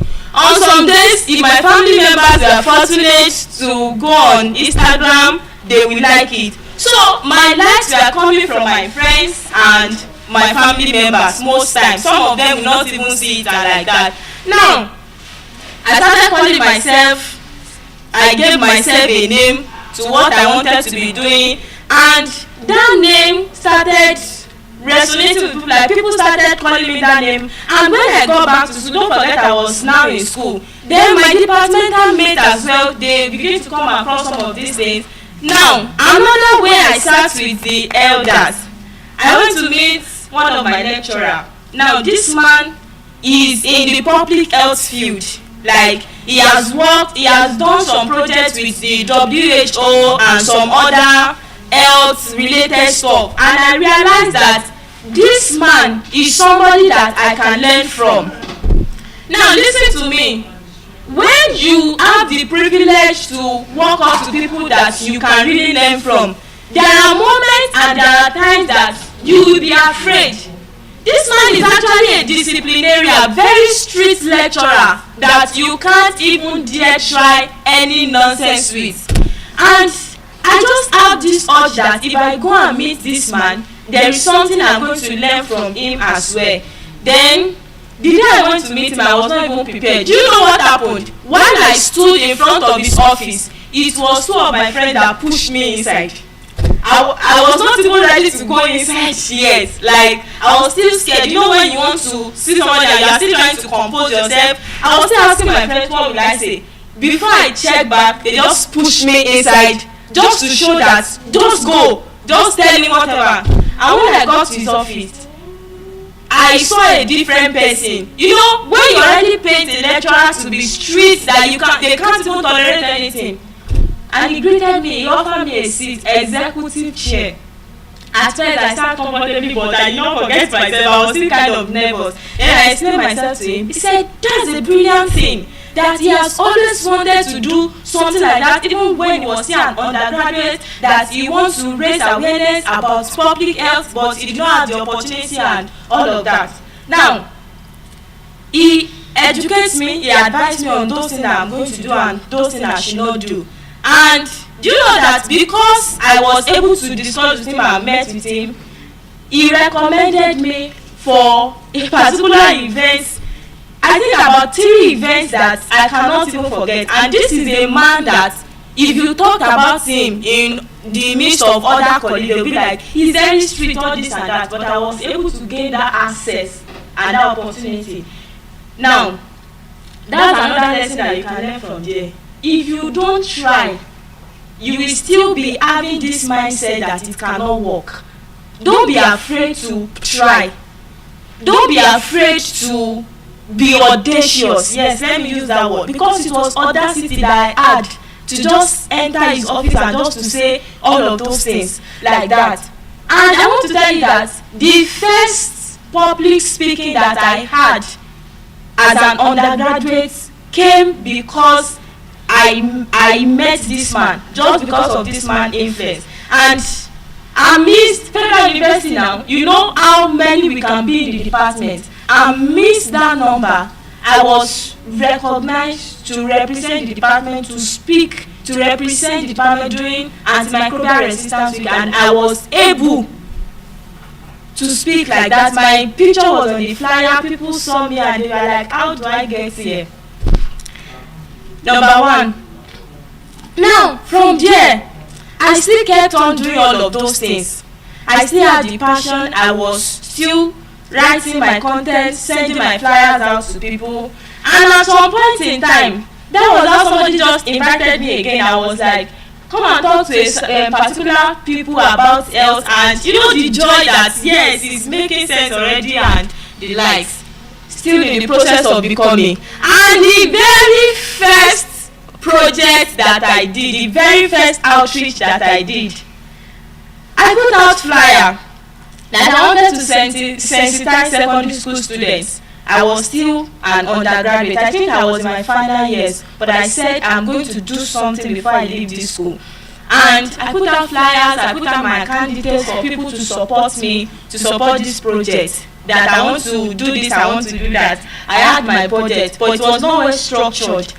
I was posting this, but I thought that people will support me. I thought that people that would, you know, when you already picture that this person, no, we still send you like 2K, 3K and all of that. I want to tell you that out of the money that I used for that outreach, I I can tell you for a fact that 80% of it was my money, and not even my money. I use my project money. Like, you know, in higher institution, especially for science students, you are going to carry out a project, and there are some things you just need to get. My parents sent me the money. I first move out of it. I was doing things out of passion, but blindly, because it later affected me. Now, at the same time, I used my pocket money because I just wanted to do that particular thing. I was able to get all the materials and all of that. And mind you, while I was in school, there was nothing like in a relationship that I would not say, okay, I'm collecting money from any man. Everything that I did, I can come out and say it anywhere, that 5 naira of any man was not found in it. Aside from my parents, yes, I told you that I used the money that was meant for my project. Though it's not that I did not pay part of it at that time, but you know, I have already put out the flyer, but money was not coming. Will I just cancel it? I took that risky decision, and I did it. I went to the school, I sensitized them, I gave the school this tap-like bucket. I gave them like what's it called? I gave them liquid soap. Like majority of them, you know how much it costs to do liquid soap. It was not just small, you know, liters. And I gave some students. I packaged it very well. I did banners, and I carried some people along with me. I called them my team member, my volunteers, so that I will not go alone. That was it. If I tell people that I use my money today, they will not believe me. Now it was not time for me to pay back my project money. Oh my God. It was somehow. Don't worry, I'm not going to that story, but I just want you to learn something. I did it risky, right? But you know that somehow it has attached something to my file, like to my profile. If you are going to check the record of those things that I have done, you will still count it out of it. Though I was not wise enough to just separate project money and feeding money. You understand? Though it really cost me, but I was able to do that one. Now, I did this. People were saying congratulations. They did not know the suffer that I suffered. They did not know those things that you took from me and all of that. But I still did it. I graduated from school successfully. The memory was still there. You understand? The memory was still there. If you go on my socials, you are going to see the picture of what I did at that part. And I was happy with myself. I started with nothing. It was making sense gradually. When I left school, as at the time I was waiting for results to be out then to go for NYSC, then I now shift, and I had a mindset shift that, okay, beyond writing, as at that time, the thing was advancing, but I now feel like some people are not reading my text again. That let me just change style. I changed my style, then I started recording video. The very first video that I recorded, it was cringe. Like, if there is any other word that I can use for cringe, but I still have the video on my Instagram today. I said I was not going to delete it. This is always a good memory to have. Then I posted it. Then it was just few of my friends that just entered my DM and just cited little things to correct. You understand? Then I took the correction. Then I started all over again. I kept on trying, and like that, I started posting out some of these videos. You know what I would do? I'll just pick a topic and I'm going to break it down. It's still scientifically, right? If you go on my social media, you see some of those things. Now, I will break it down. I will explain to people, make them understand. Just like what Apoko Doctor is doing, but it's just that my own is slightly different because, you know, we all have a different, exactly. So, I started doing all of these things again. The likes, sometimes no likes, no comments, share, hey, far from it, because just like I've told you, it's success people celebrate today. And one of the things that used to pain me deep down in my heart is that the people that you people used to like their own content, you don't even know them in person. You don't even have any relationship with them, but we have a way of hailing people that we don't know. But people that you know, there was a time I was angry that I posted this thing. But guess what? I still calmed down, and I was like, this is still a process. You know that there were days that I sat down and I looked at myself and I was telling myself that, Joy, what you are doing doesn't even make sense at all. Things like that. People will ask me that. Do I really think I want to keep on doing this? You know that when you mention my name anywhere, in as I will spend few time before I leave that place, you always remember me to be a public health advocate. Now, that particular identity, I already built it for myself, and that is what I still want to keep doing. Now, let me now explain what I am doing so that you are going to get the full picture. I'm not just telling you that I'm a public health advocate and I'll just come out there to just tell you. This is what public health advocacy really means. It's not just about having hospital. It's not about being a doctor. But it is about awareness. I raise the awareness. Don't do this, don't do that. That's what I tell people. I don't prescribe drugs. I don't tell you that this is the drug that you should use when you are sick. There are some people that will enter my DM when they see that I post a content that is related to them. I'll tell them, go to the hospital. Do you understand? Now, that is public health advocacy. I just create awareness, and it is about prevention, because in public health we understand that prevention is better than cure. And education. I'm a born teacher actually. My parents are teachers, they have school, and I know how to teach. You don't need to even drag that with me. So somehow I actually involve education in that thing. So sometimes it can be health education. It can be that I'll just select a topic and I'll just educate people about it. It might be a gathering, it might just be part of my content and like that. And I want to also tell you that the public health advocacy is also about helping people to make better decisions about their health. So many times that I have the opportunity to speak on this stage, I'll tell you, these are the things you should do, these are the things you should not do. Especially the aspect of eating good food, sleeping, resting, and like that. That means I'll pass a message, helping you to make the right decision. Now, I started all of these things online.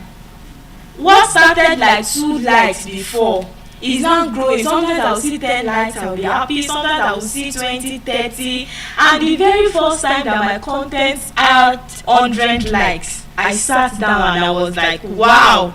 If I had given up at that time, I would not get to this particular place. And don't forget that one that have 100 likes. After that time again, there are some that it is just 10 likes. So that's to tell you that it's not always sweet. It's not always what you are expecting. And now let me shock you. The one that you now invest time in, I don't just come out there to educate people. I will take my time to read about that particular thing that I want to talk about.